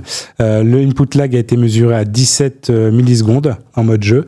Et là, Hisense, en fait, ce qui est intéressant, c'est qu'on peut activer le mode jeu et après, on laisse son mode cinéma, filmmaker. Voilà, on met celui qu'on veut. Excellent contraste, luminosité très forte, à 1100 candela par mètre carré, donc ce qui est quand même pas trop mal. Et on trouve un 55 pouces à 650 €. Ah ouais. Donc, c'est très correct. Hein, c'est très correct. C'est au niveau prix, c'est... c'est vraiment intéressant. Dans le registre aussi LCD, on a la TCL la C805 qui a été testée pleinement sur Frandroid. Donc c'est aussi une technologie LCD avec un rétroéclairage mini LED. 144 Hz celle-ci, 2 entrées HDMI 2.1, VRR, ALM, le faible input lag 13,2, c'est pas mal, toujours en millisecondes, et toujours une fidélité des couleurs qui est assez intéressante, Delta E à 1,4, donc aussi, voilà, on est en dessous du 3. Dolby Vision Gaming aussi, donc ça c'est pas mal. Alors ça sert pas pour la Switch 2 en l'occurrence, que pour la Xbox Series. Voilà, tout à fait. Elle est disponible de 50 jusqu'à 98 pouces quand même, donc ça c'est assez intéressant. C'est grand pour Maxime. Et la 50 pouces, on la trouve à 500 €. Donc c'est quand même c'est le prix de la Switch 2. Le prix de la Switch 2. Ouais, un package à 1000 balles, les gars. On peut regarder d'autres contenus dessus, donc c'est quand même assez intéressant, quoi. Mais ce qui est intéressant de préciser, c'est qu'il y a quand même une guerre des prix qui est assez folle sur les téléviseurs. Et en fait, on a tendance à penser qu'un téléviseur, ça coûte hyper cher. Non. En fait, il y a tellement de concurrence, il y a tellement de modèles que les prix sont constamment tirés vers le bas. Et on peut facilement faire l'acquisition d'un très bon téléviseur pour quelques centaines d'euros. Alors c'est toujours un investissement, mais c'est comme je le disais au début, c'est pas un investissement qu'on fait pour 2 ans. Bien sûr. C'est quelque chose qu'on va garder assez longtemps. Donc Et moi je me suis rendu compte aussi que depuis 2 ans, presque 3 maintenant, les fabricants font énormément d'efforts sur tout ce qui est gaming justement. Vraiment l'input lag a descendu. On était à des 50, des 60 millisecondes, ça ressemblait à rien du tout. Là on est vraiment à moins d'une image de retard sur ces types de téléviseurs pour des prix voilà. On a vu que tous ces téléviseurs sont équipés des technologies d'optimisation, donc on peut brancher un PC, une console, qu'elle soit portable comme un Switch 2 ou une console plus de salon. Donc vraiment il y a un effort là-dessus sur la fréquence de rafraîchissement aussi. Il y a une poussée, c'est à qui sera le plus rapide. Il y a même des technologies qui permettent de passer non plus en Ultra HD mais en Full HD à des fréquences qui sont doublées, donc on arrive à des 288 Hz. Donc c'est pas au-delà des moniteurs qu'on peut avoir, dont tu peux peut-être parler brièvement, mais parce qu'on a des 500, je crois, sur. On a maintenant, au Computex, on a du 610 Hz. 600, voilà. Donc c'est. Oui. C'est énorme, mais on y arrivera peut-être après sur les téléviseurs. Et voilà, tout ça pour dire que voilà, les fabricants draguent vraiment les. C'est bon pour le consommateur, utilisateurs et les gamers de ce point de vue-là, ouais. Et je préciserai qu'il faut pas avoir peur de prendre trop grand. Non, c'est pas moi qui vais te dire le contraire. Parce que la 4K fait qu'on peut se rapprocher de l'écran complètement par rapport au 1080p. Ouais. Et pour la Switch 2, il y a un vrai argument qui est que il y a beaucoup de gens qui vont acheter la Switch 2 pour Mario Kart. Qui dit Mario Kart dit soir entre potes. Qui dit soir entre potes dit on va jouer sur le même écran à 4. Et quand c'est divisé en 4, plus votre écran, plus votre téléviseur sera grand, plus vous pourrez jouer dans des conditions confortables, puisque l'écran divisé en 4... Et du coup, je rebondis sur ce que tu disais. Alors, plus on est nombreux autour du téléviseur, et du coup, faites attention aussi à l'angle de vision. Alors, on n'en a pas parlé, mais les modèles LCD vont avoir un angle de vision qui va être beaucoup moindre que les modèles OLED. Donc là-dessus, les OLED vont avoir un vrai avantage, parce que même si on se met carrément sur le côté, si on est à 10 devant le téléviseur, on verra les mêmes couleurs et les mêmes noirs si on est sur le côté qu'en face. Et si tu avais un petit dernier téléviseur à nous recommander, allez, en bonus, tellement en bonus. J'en ai. Je sens qu'il t'en restait sous le pied là. C'est compliqué, il me dit 3. Non, j'ai dit non, on a failli se battre là-dessus. Oui, j'ai un petit bonus, effectivement, un téléviseur Philips The One. Son petit nom, c'est PUS 8909 ou 49, ça dépend de là où vous l'achetez. En fait, ce qui est intéressant sur ce téléviseur, c'est surtout qu'il est Ambilight. Et du coup, voilà, on est bien, on joue, et du coup, on est dans le côté immersif du jeu, avec les couleurs flashy. Là, pour le coup, on le met en mode jeu bien flashy. Et du coup, voilà, avec les petites LED qui sont installées derrière. Il y a LED sur les 3 côtés, donc pas en dessous. Pourquoi pas. Après, il y a des modèles chez Philips qui sont éclairés sur les 4 côtés, mais déjà 3 côtés, c'est quand même bien immersif. Et là, voilà, il réunit tous les critères. On est en LED sur du 144 Hz en fréquence. On a 2 entrées HDMI 2.1, VRR, ALM, une input lag de 17 millisecondes. Il est full HDR, HDR10+, Dolby Vision et compagnie. Excellent contraste. Et on trouve ce petit modèle aujourd'hui à en 55 pouces pour 600 €. Ouais, encore une fois. Donc, il y a de la belle offre. Qu'on vienne pas nous dire. Non, c'est pour ça. Voilà. Et l'Ambilight, c'est plutôt cool en vrai. Et l'Ambilight, c'est. J'ai jamais vraiment testé l'Ambilight. C'est vraiment cool. Sympa quand même. C'est le genre de truc, tu dis c'est gadget. En fait, une fois que tu as goûté, tu peux plus t'en s'y passer. C'est ce qu'on me dit tout le temps. Et à savoir que tu peux le créer toi-même avec un boîtier, mais ça coûte. Alors il y a 2 solutions principalement pour en parler vite. C'est effectivement un boîtier externe, mais à ce moment-là, en fait, du coup, il faut forcément une source externe. Du coup, si on met les Netflix, les Prime Video, etc., ça va fonctionner. Ou sinon, il y a des systèmes en fait qui fonctionnent avec des caméras. On peut mettre soit en dessous, soit au-dessus avec comme une petite perche en fait qui vont donc filmer l'écran, reconnaître les images et du coup vont envoyer aux LED qui sont installés derrière toute la palette de couleurs qu'il faut afficher en conséquence. Eh bien écoute, on fera un dossier là-dessus. Prochaine fois, rendez-vous sur Android.com. Merci beaucoup Sylvain pour un plaisir. Partie TV X Nintendo Switch 2. On va passer à la suite. On va vraiment commencer à rentrer dans le vif du sujet de la Switch 2. Mais avant ça, forcément, un petit jingle.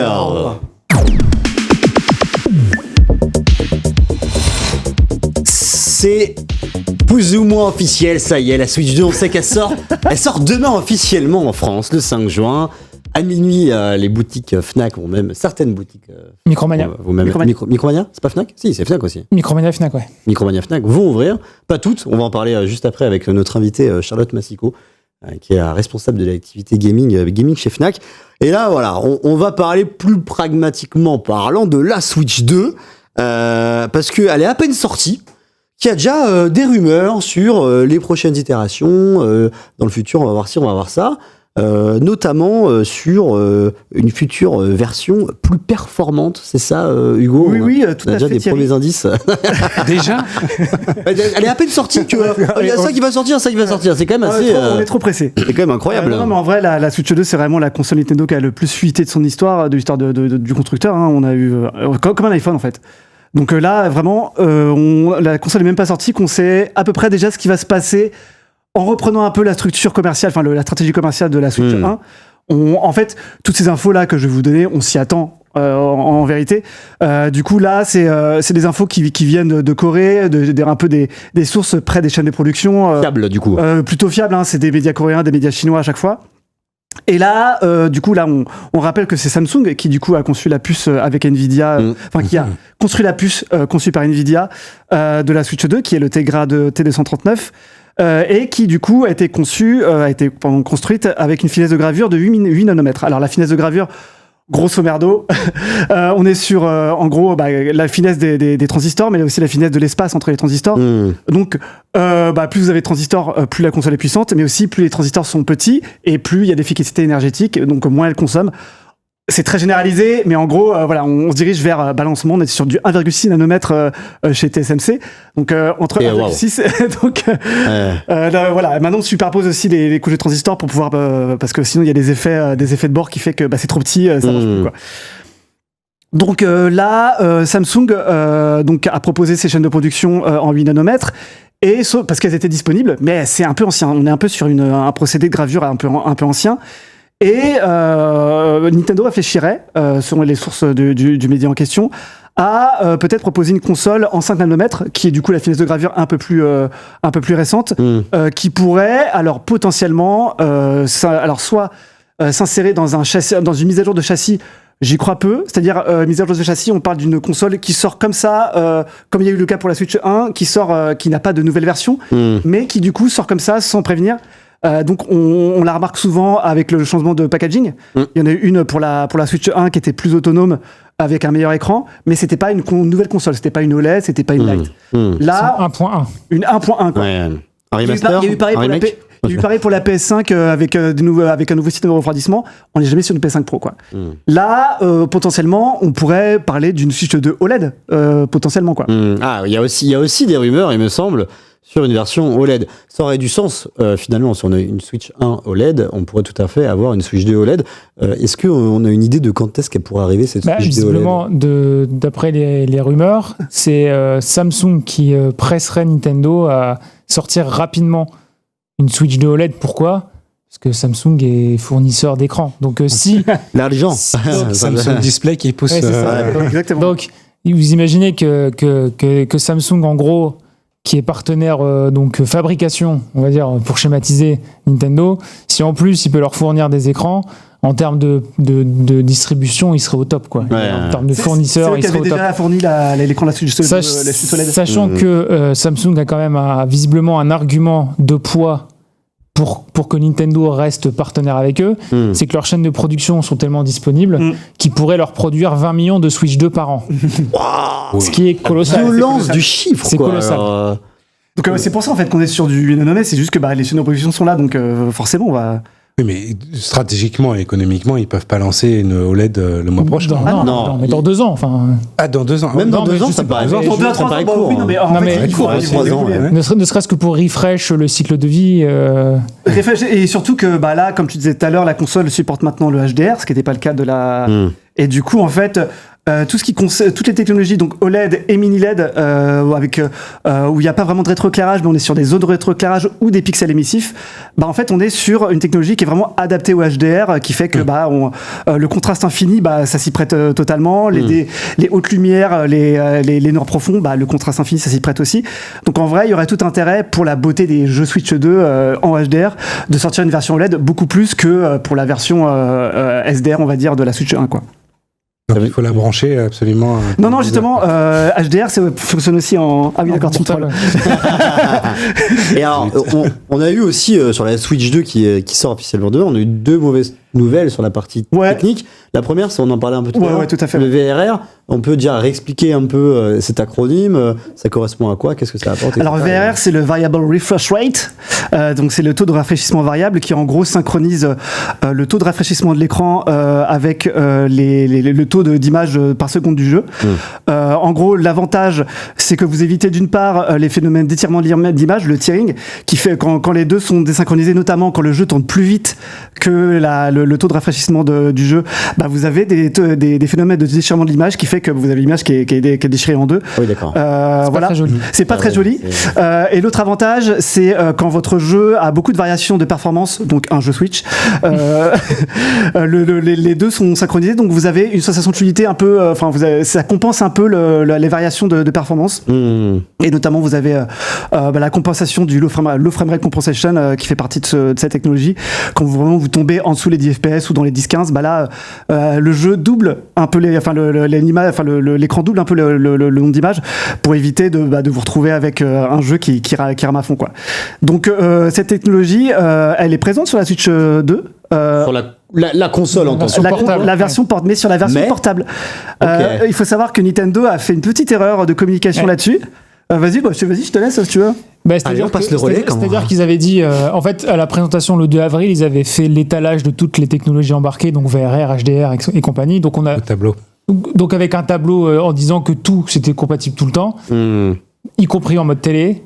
Et puis en fait, il y a eu un disclaimer, il y a eu une mise à jour quelques semaines après, en scred bien sûr. C'est-à-dire qu'ils ont effacé le VRR du mode téléviseur et ils ont fini par faire un communiqué officiel pour dire on s'est trompé, il n'y a pas de VRR en mode TV. Donc ça veut dire que quand c'est docké et après en mode TV, on peut s'attendre à ce genre de déchirement? Alors non, parce que un peu moins, parce que les jeux vont pas tourner au-dessus des 60 FPS, mais ça va être, vu que les jeux là, typiquement Mario Kart en multijoueur, les performances vont varier, quoi. On est à 30 FPS, parfois à 40, machin.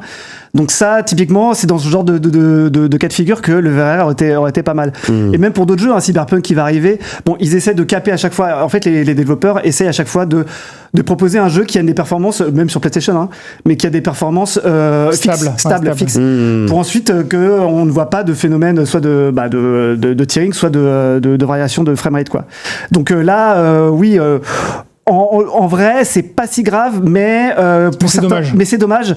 Et alors, beaucoup espèrent une mise à jour de firmware, c'est-à-dire que, en fait, pour expliquer un peu techniquement très rapidement pourquoi c'est le cas. À l'intérieur, vous avez un port USB-C qui est en fait un port USB-C DisplayPort qui peut permettre de faire communiquer de la vidéo. Et là, c'est un convertisseur USB-C HDMI qui s'occupe ensuite de faire passer le signal vers la télé. Sauf que aucun convertisseur USB-C DisplayPort vers HDMI ne supporte le VRR actuellement. Donc, on ne sait pas si ça sera possible. Voilà. C'est exactement ce que disait ASM Canu, vous êtes totalement raccord. Bravo. C'est exactement ça, du coup. C'est exactement ça, ouais. Donc, moi, j'avais fait mes recherches à l'époque quand c'était Digital Foundry qui avait trouvé le truc, et un modèle annexe qui était, en fait, on n'a pas exactement le modèle parce que c'est Realtek qui a construit le modèle pour Nintendo, mais on n'a pas ce modèle-là, on le connaît pas. Par contre, on connaît le modèle juste d'avant, et ce modèle-là ne supporte pas du tout le VRR. Même le HDMI VRR, qui pourtant est un donné normalement, là, le convertisseur ne fait pas passer la technologie, quoi. La deuxième mauvaise nouvelle, ça concerne la fonctionnalité d'enregistrement vidéo qui est bloquée à 30 secondes. Oui, alors concrètement, ça donne quoi dans les faits? Ça, c'est symptomatique de ce dont je vais parler juste après, mais c'est Nintendo qui se réserve pas mal de ressources pour son Game Chat et pour son OS. Et là, en fait, l'enregistrement de vidéo est toujours bloqué à 30 secondes pour les gens qui veulent enregistrer un peu leur gameplay ou qui veulent Et en fait, on pensait qu'avec une console plus puissante, avec une console plus chère, avec un nouveau processeur, que la fonctionnalité pourrait, je sais pas, doubler, peut-être tripler ou être configurable tout simplement par l'utilisateur. Et là, c'est pas le cas. Et du coup, là, on s'est dit, en fait, Nintendo se réserve pas mal de ressources quand même pour lui. Donc, on a eu la confirmation il y a quelques semaines déjà des specs de la Switch 2. Et on a su du coup que la Switch se réservait donc 2 cœurs processeurs pour faire fonctionner Game Chat qui est quand même pas mal assez costaud, et 3 Go de mémoire sur 2 cœurs sur les 8 et 3 Go de mémoire sur les 12 qui sont inclus dans la console pour faire fonctionner le système pour l'arrière-plan quoi. Okay. Donc là on se dit alors c'était 25%, c'était la même proportion que pour la Switch 1 mais bon là on se dit quand même on aimerait bien avoir un peu plus de performance quoi. On a une petite fuite sur Famiboards qui est un forum de gros nerds de cartes mères et autres avec des gens bien renseignés qui en fait disent que cette allocation en fait est temporaire, c'est-à-dire que avant, elle était supérieure dans le fil de production de la Switch 2. Elle était supérieure. Elle était, je pense, à 4 ou j'en sais rien.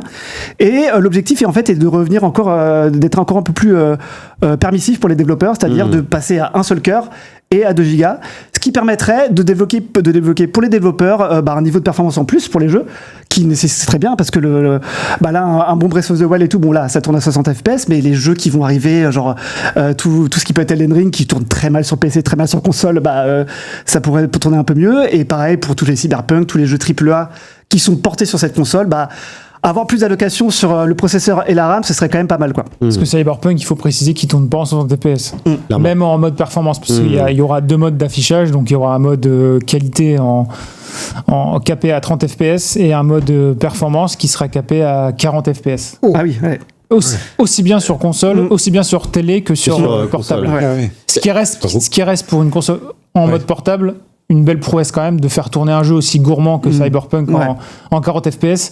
Mais c'est dire quand même que... Et il tournera mieux que sur PS4, selon les dires de CDPR. Parce que sur PS4, en fait, c'était une catastrophe. Oui, il n'y avait pas assez de mémoire vive, en fait. Ouais, c'est clair. Il y a quand même une bonne nouvelle, c'est toute la partie rétro-compatibilité. Maxime, si tu veux en parler un peu. On a vu que presque tous les quasiment tous les jeux allaient être rétro-compatibles. C'est pour l'écosystème et pour la communauté, c'est quand même super, ça. Vous qui avez des Switch, notamment... Et c'est quoi on a les chiffres exacts Ouais, alors sur les 15 000 jeux, il y en a seulement 6 qui sont vraiment totalement incompatibles. Ils ont testé 15 000 jeux. Il y en a vraiment 6 qui sont totalement incompatibles. Et le seul jeu Nintendo non compatible, c'est le jeu qui permettait de faire de la VR avec le cardboard là. Ah oui, d'accord. Le Google Cardboard Non, mais c'est le Google Cardboard en fait. C'est le Nintendo Labo Cardboard. Ouais, c'est ça. Et en fait, parce qu'en fait, l'écran de la Switch 2 est trop lourd tout simplement pour le. Il rentre pas en fait. Il rentre pas quoi. On a les chiffres là en fait. Tout ce qui est en bleu, c'est la proportion à la rétrocompatibilité. Franchement, grosso modo, c'est quasiment tous les jeux. Ouais, il y en a certains qui disent qu'il y a une centaine, 120 jeux qui ont des problèmes un peu de lancement ou dans le gameplay. En vrai, ça va être résolu dans les prochaines semaines, prochains mois, avec des patchs et tout. Mais en vrai, là pour le coup, la bibliothèque que vous avez sur la Switch 1 va parfaitement fonctionner quoi. Ce qui est plutôt cool. Il y a Schtroup qui nous dit on joue quand ? Eh ben écoute, je peux te le dire là, on va jouer dans 25 minutes. Là, on va accueillir d'ici quelques instants Charlotte Massico, responsable de l'activité gaming à la Fnac. On va aussi accueillir Cassim Montilla, qui l'avait déjà interviewé pour Fandroid au mois d'avril. Et après ça, hop là, on va quitter le plateau du côté du setup juste à gauche et setup canapé à la cool, à la chill comme à la maison. Et on va vous faire une petite présentation rapide de la Switch 2. Et après, on va pouvoir vraiment jouer ensemble. Et oui, je suis assez excité de découvrir notamment Mario Kart 3 parce que j'étais un grand fan de Mario Kart à l'époque. Et ben, je veux vous remercier, vous, Hugo et Sylvain, pour l'entièreté ou presque l'entièreté de l'émission et tout ce que vous avez apporté. Un plaisir. Mais merci d'exister, quoi. Waouh. Ça va, déclaration. Ouais, c'est que de l'amour ici, quoi. Écoutez, merci les gars d'avoir été avec nous. Maxime, tu restes avec nous. Il y a Cassim et Charlotte qui vont nous rejoindre. Et pour ça, j'ai juste envie de lancer un petit jingle.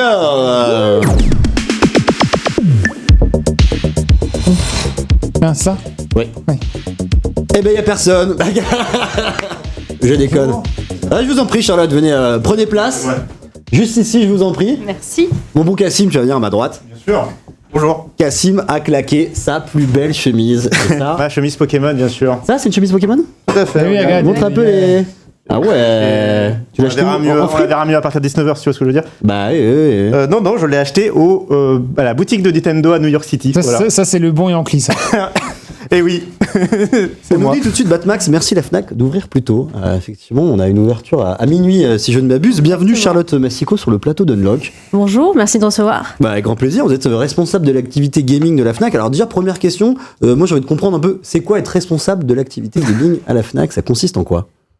Ça consiste, je suis responsable d'une équipe qui est là pour choisir l'offre des produits gaming à la Fnac, être en relation avec les fournisseurs, gérer l'approvisionnement, les négociations, les prix, les promotions, le marketing. Donc voilà, on fait tout ça. Il y a du, Un peu de taf. Donc, si on trouve que la Switch 2 est trop chère, est-ce que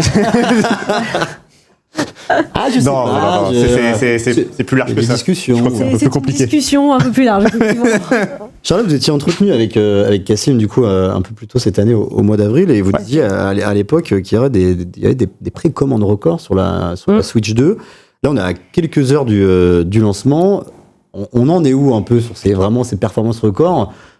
C'est toujours dans cette lignée-là, genre... Tout le monde annule sa précommande. Est-ce qu'on pourra trouver, est-ce que si je vais dans une Fnac demain, est-ce que je retrouverai une Switch 2 en rayon ou pas du tout? Alors, si j'ai le sourire, c'est que les réponses sont assez positives à toutes ces questions. Oui, c'est un record. On fait 2 fois le niveau de précommande qu'on avait pu faire pour la Switch 1 à la Fnac. Donc, il y avait peu de stock quand même, non? Non, sur la Switch 1, ça allait. C'est plutôt sur la PS5. Sur la PS5.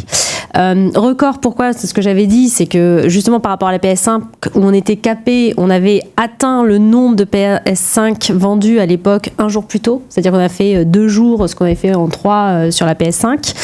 Ça n'a pas désempli. On est entre 30 et 40 000 précommandes au moment où on se parle. Et on aura assez de stock pour servir tout le monde ce soir dès minuit, même pour les gens qui n'ont pas précommandé, et encore pour toute la semaine, puisqu'on a des réceptions encore ce week-end. Donc on devrait garder le bouton vente pendant encore de très nombreux jours, et on n'a pas aujourd'hui d'alerte particulière sur la console. Mais il pourrait quand même y avoir une rupture dans une dizaine de jours, quoi. S'il y a vraiment un engouement immense. Aujourd'hui, s'il y a un engouement immense, forcément, il peut se passer quelque chose, mais c'est pas pas la tendance. C'est pas la tendance. En tout cas, je me veux assez rassurante parce que par rapport à ce qu'on a vu des précommandes et du coup de ce qu'on peut envisager de vendre, on n'a pas d'inquiétude à la Fnac. Bon, on est très loin du lancement de la PS5 où il fallait attendre à chaque fois. Il faut quand même rappeler que la PS5 c'était sur liste d'attente. C'était problématique. Sans certitude du jour où on l'aurait. Donc on pouvait attendre des semaines et des semaines pour l'avoir, quoi. Oui. Là, ça ne sera pas le cas. Non, ça ne sera pas le cas. Les périodes de précommande, la période de précommande de la Switch 1, en termes de durée, elle était identique à celle de la Switch 2. Oui, quasiment. Ok, d'accord. Ça a commencé quand les précommandes? De avril, c'est ça, non? Ouais, c'était avril, oui, c'était ça, c'était avril, donc on a eu 2 mois de précommande, et alors pour le coup, on peut tout comparer, puisque même pour la PS5 et la Xbox, c'était à peu près la même chose, c'était lancement en novembre et précommande en septembre à peu près, donc on a toujours 2 mois de fenêtre un peu de précommande. Ok. Moi, j'ai une question. Est-ce que vous vous attendez toujours à vendre beaucoup de Switch 1? Par rapport à, est-ce que j'imagine qu'il y a des gens qui viennent se renseigner déjà, et est-ce qu'il y a certains qui vont plutôt prendre une Switch 1 ou...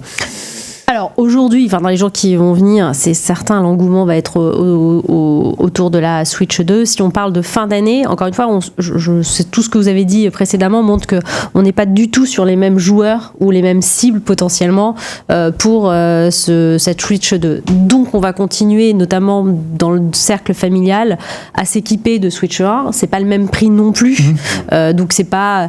on peut imaginer, et c'est un type de cible, mais pour un jeune adolescent ou une première console familiale, la Switch 1 restera une belle proposition.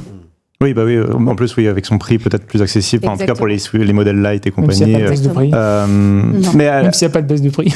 Oui, mais de fait, il y a une structuration en gamme. Et jusqu'à la question, je voulais revenir au lancement de la Switch 2, du coup. Et on a compris que la console, visiblement, il n'y aura pas de problème en termes de vente, etc. Bon, ça a l'air d'être un beau succès en perspective. Mais il y a une chose, il y a une discussion qui revient, moi, à chaque fois que j'en parle avec des collègues journalistes ou même entre joueurs, etc. C'est les jeux qui accompagnent cette console. il y a essentiellement, on a l'impression qu'un seul jeu qui est Mario Kart World. Il se trouve qu'en plus, il est vendu alors avec la console selon le modèle que l'on prend. Il y a un modèle sans le jeu et un modèle avec le jeu.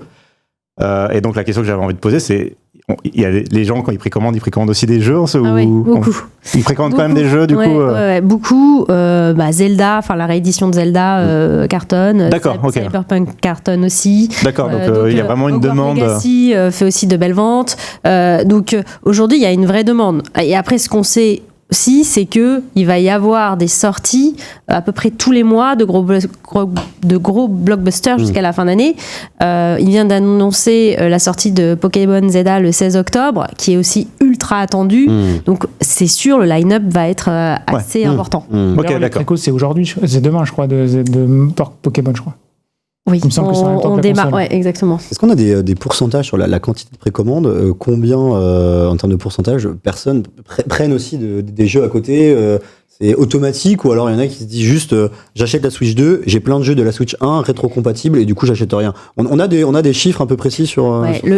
Alors oui, on est proche du 100%. Si on regarde, nous, ne serait-ce que. Alors c'est à la Fnac, c'est un peu particulier, mais je donne pas de chiffres sur le marché, mais nous, c'est 70% des précommandes qui se font sur le pack. Okay. Et en plus de ça, on attache énormément de jeux.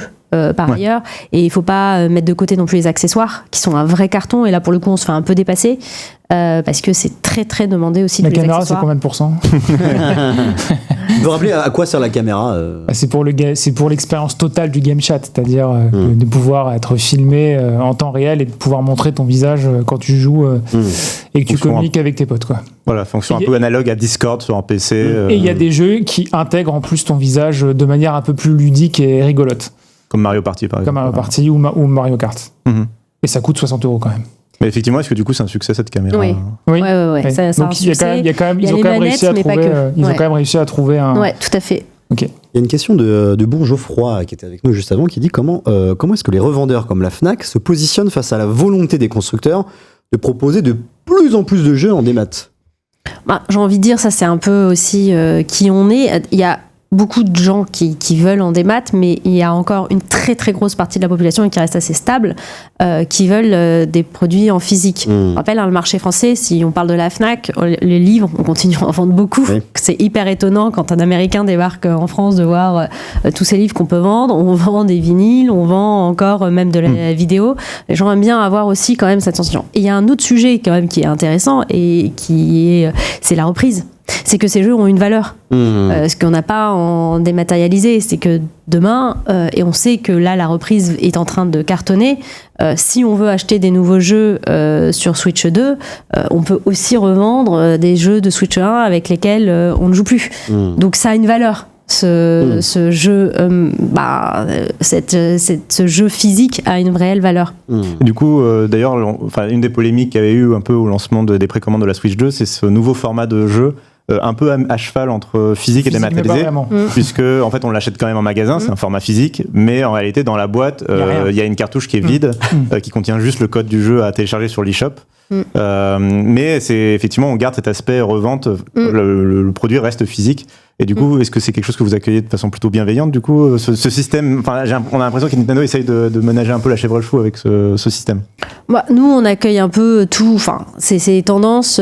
Encore une fois, moi, je crois aussi à la volonté de certains d'avoir quelque chose de physique, vraiment tangible. Tous les collectionneurs, on voit tout ce qu'on vend en mode collection.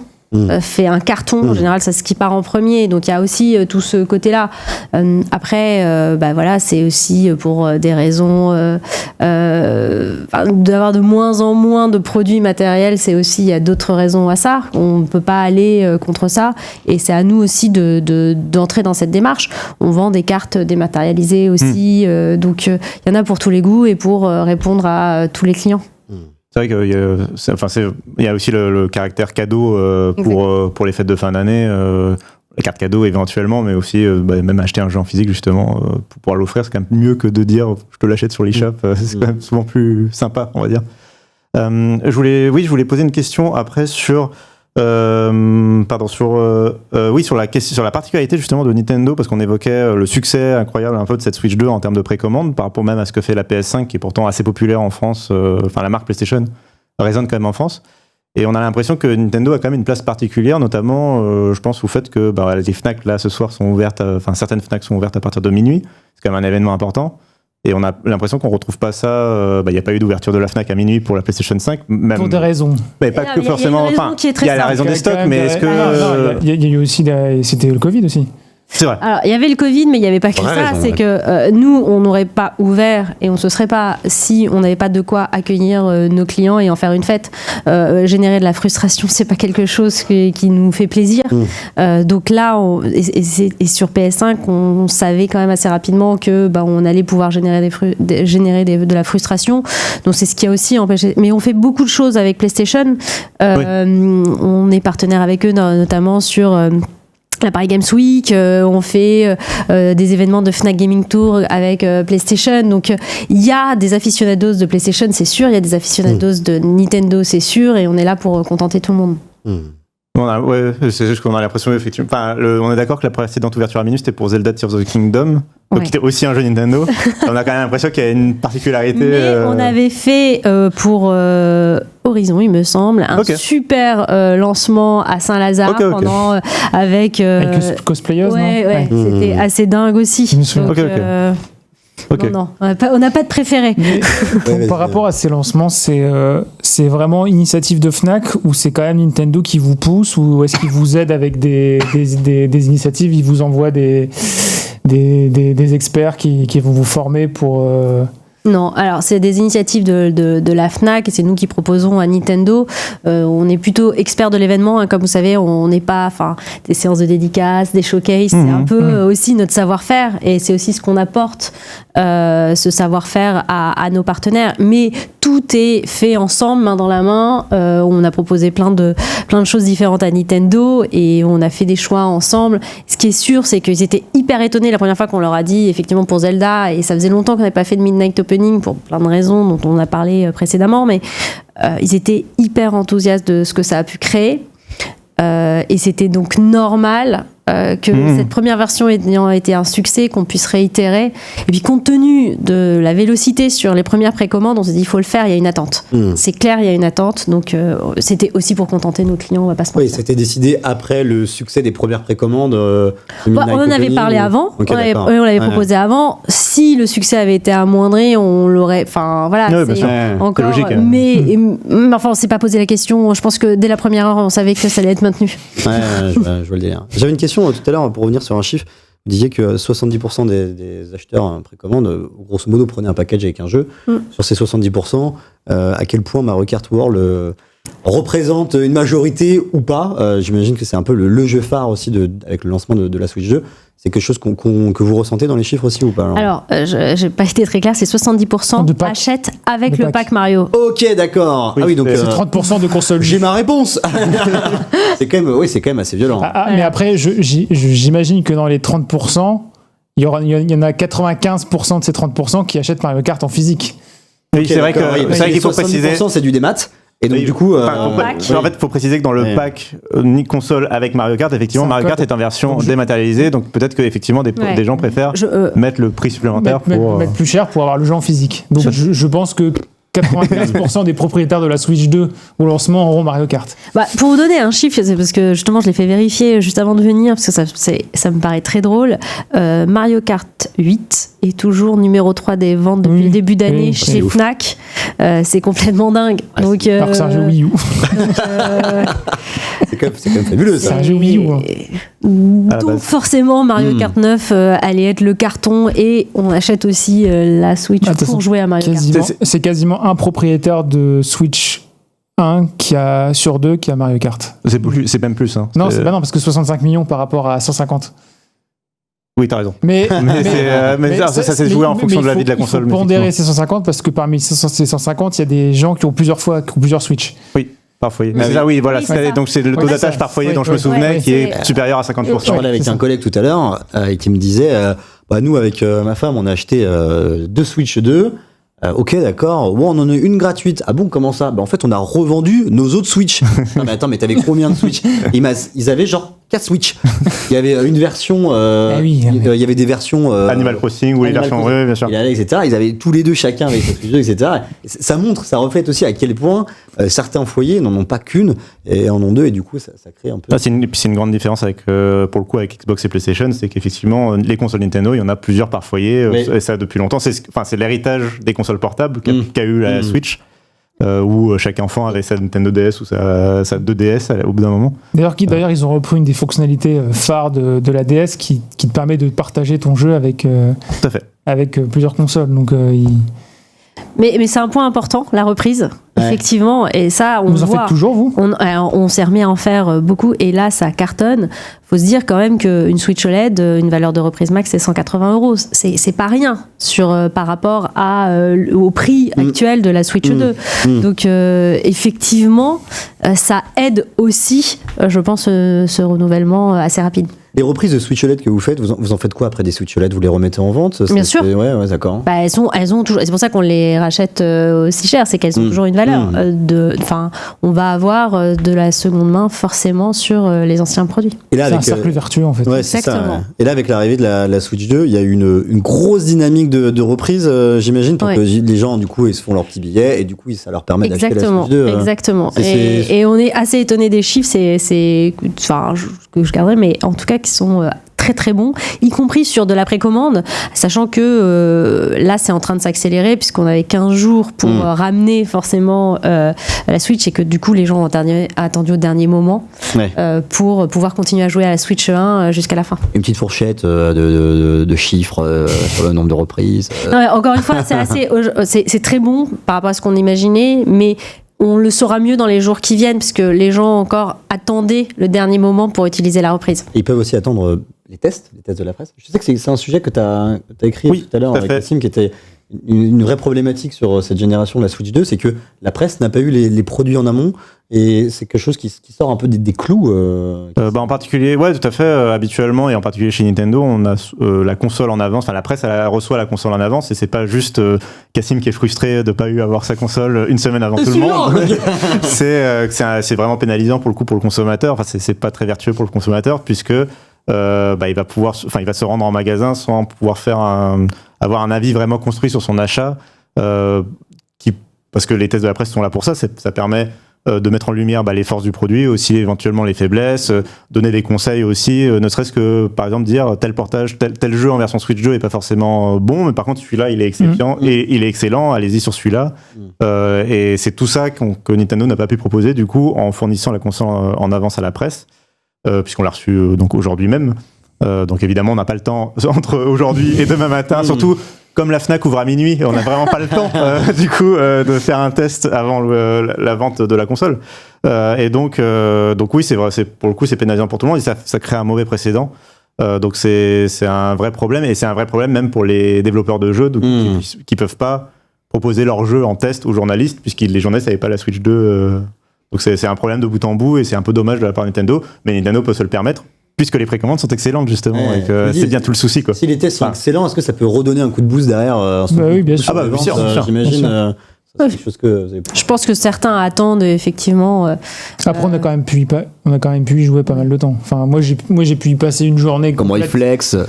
J'ai quand même pu y jouer une journée complète, notamment à Mario Kart. Ouais. Donc, c'est presque ça qui est le plus dommage, c'est qu'en fait, en réalité, la console elle est prête. Il n'y a pas de raison de ne pas l'avoir fournie à la presse.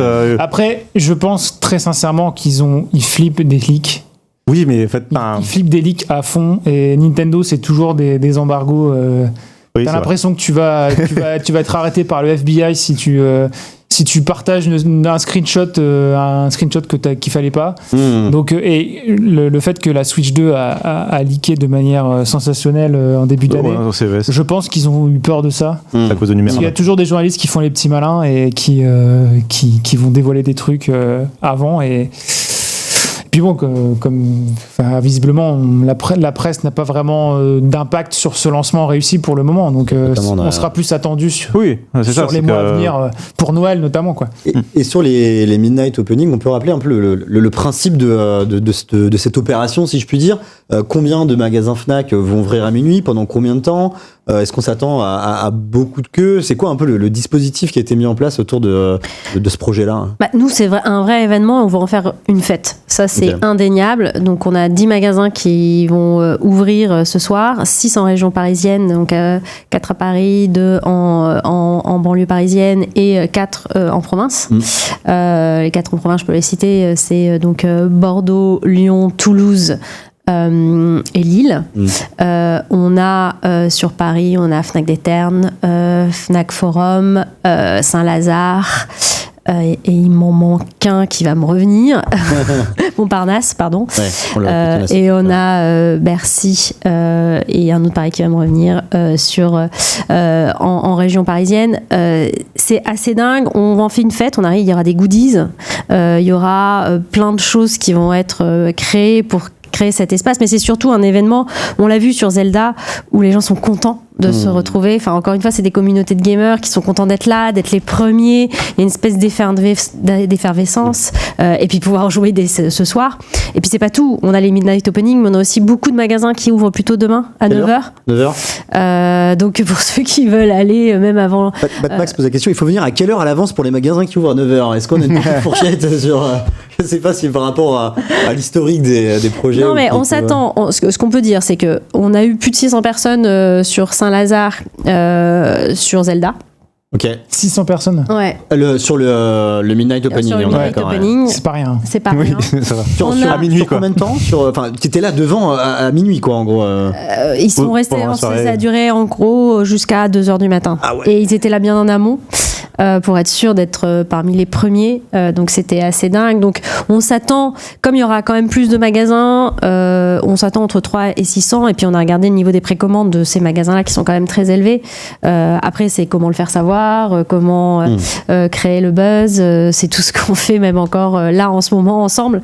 Mais ce qui est certain, c'est qu'on sait que c'est une joie pour tous ces fans de pouvoir jouer à Mario Kart juste quelques heures après vous. Donc ça, c'est plutôt pas mal. Ce sera pas désert en tout cas. Est-ce que je pense pas. Enfin, encore une fois, c'est quelque chose qu'on sait faire. On a fait même pour le Fnac Gaming Tour, on fait venir des centaines de personnes voir des influenceurs jouer ensemble. Faire des tournois, et puis tous les artistes qui viennent, ou même les artistes, les écrivains qui viennent toutes les semaines. C'est des milliers d'événements qu'on organise tous les ans, et c'est assez rare qu'il y ait personne. J'ai une question très bête. Est-ce qu'il y aura possibilité de tester des Switch 2 en magasin, d'avoir des Switch 2 de démonstration? Moi, quand j'étais petit, je jouais à la console dans les magasins pour justement tester avant d'acheter, quoi. Dans les aéroports. Avec les oui, voilà. Est-ce que c'est quelque chose qui va... Nintendo est en train de passer dans nos magasins pour les installer. Ouais. À minuit, ce sera actif ou... J'espère. Okay. Pour le coup, voilà. Il y a un petit doute pour minuit, mais pour demain, en fait, c'est ce qui se passe, c'est que ça va plutôt être, on va aller chercher, il y a une fête, aller rentrer dans le rayon, c'est un peu plus complexe. Donc c'est plutôt post-lancement, et on va faire beaucoup d'événements, justement des démos, des tournois en magasin. Il va se passer plein de choses sur les mois qui viennent. On nous dit le 12 cm, mon Fnac Lyon Pardieu m'a envoyé un mail pour me dire qu'ils ouvraient même à 7h demain. Voilà. C'est possible comme quoi. Incroyable. Les équipes sont incroyables. Et même elles ont envie de voir les clients hyper tôt le matin, donc c'est super. Mais se dire quoi? Se dire que là, Fnac à Paris, elle ferme quand il n'y a plus de clients, quoi. Quand tout le monde a sa Switch 2, tout le monde est reparti, il n'y a plus personne. Et... C'est ce que j'avais justement tous les responsables de l'exploitation Fnac encore au téléphone tout à l'heure qui dit on sera ouvert tant qu'il y aura du client. Ah, c'est dingue ça. Je vais venir à 2h30 juste pour faire chier. C'est le magasin. On s'est dit, bon, si à 4h du matin, il n'y a qu'une seule personne et qu'on est fermé depuis 2 heures, il ne faudra pas nous en vouloir. Au bout d'un moment, mais en tout cas, tant qu'il y aura du monde, on sera présent. Ouais, il y a déjà des gens qui font la queue ou pas? Ou quand même pas? J'ai pas encore l'info. Mais ne serait-ce que pour ne serait-ce que pour le personnel qui est quand même mobilisé pour une ouverture à minuit, c'est quand même très demandeur. Enfin, sur les équipes, forcément, c'est un événement particulier, mais c'est forcément demandeur. Donc vaut mieux essayer de les respecter et de prendre soin aussi, respecter leur temps aussi. Achetez votre Switch 2 et rentrez chez vous. Non, mais voilà, quoi, faut pas. Non, mais après, c'est une fête encore une fois pour tout le monde, et vraiment tout le monde l'a fait avec plaisir, et on est tellement content de recevoir les clients des gamers, c'est toujours des clients sympas, et on a envie de les chouchouter. On nous dit, j'ai posé un congé pour prendre ma Switch jeu. J'espère qu'il n'y aura pas trop de personnes comme moi demain, nous dit le bon Batmax. Écoute, alors moi j'espère l'inverse. C'est un peu ça, ouais. Mais Merde, j'avais une dernière question en tête et je l'ai perdue. C'est terrible. C'est dommage. Non mais c'est terrible. Et on nous dit même drink. Et il est 19h. Je crois que les gens sont impatients. Ils veulent voir Il y a le Mario. bon Maël là, qui est prêt juste à ma gauche. Les gens sont impatients à l'idée de qu'on conteste devant vous, devant eux, la Switch 2 avec Mario Notre Kart. performance à Mario Kart qui va être stellaire. Oui, ça va être assez épique. Hein, je pense. Merci beaucoup, Charlotte Massico, Merci d'avoir à été vous. avec nous sur ce plateau d'Unlock. C'est passé vite. Hein. Oui, Cassim. Vous l'avez précommandé, la Switch 2 Non, pas encore. Mais parce que je sais qu'il va y avoir encore de la dispo. Bien sûr. Que je vais pouvoir faire ça. Et puis, ma fille est un peu trop jeune. Mais moi, Switch je Lite. vais y mettre. Ouais. La Switch de Lite. Switch de Lite. Je me souviens, juste pour vous dire que Nicolas Lelouch de Numérama sera ce soir dans l'une des FNAC parisiennes. Alors, je ne crois pas. À minuit. Ah non, il y sera pas je finalement. crois pas. Je Ah, crois qu'il- parce qu'il m'avait dit qu'il irait pour un papier reportage, je crois. je ne crois pas, pour la simple et bonne raison qu'il doit tester Mario Kart.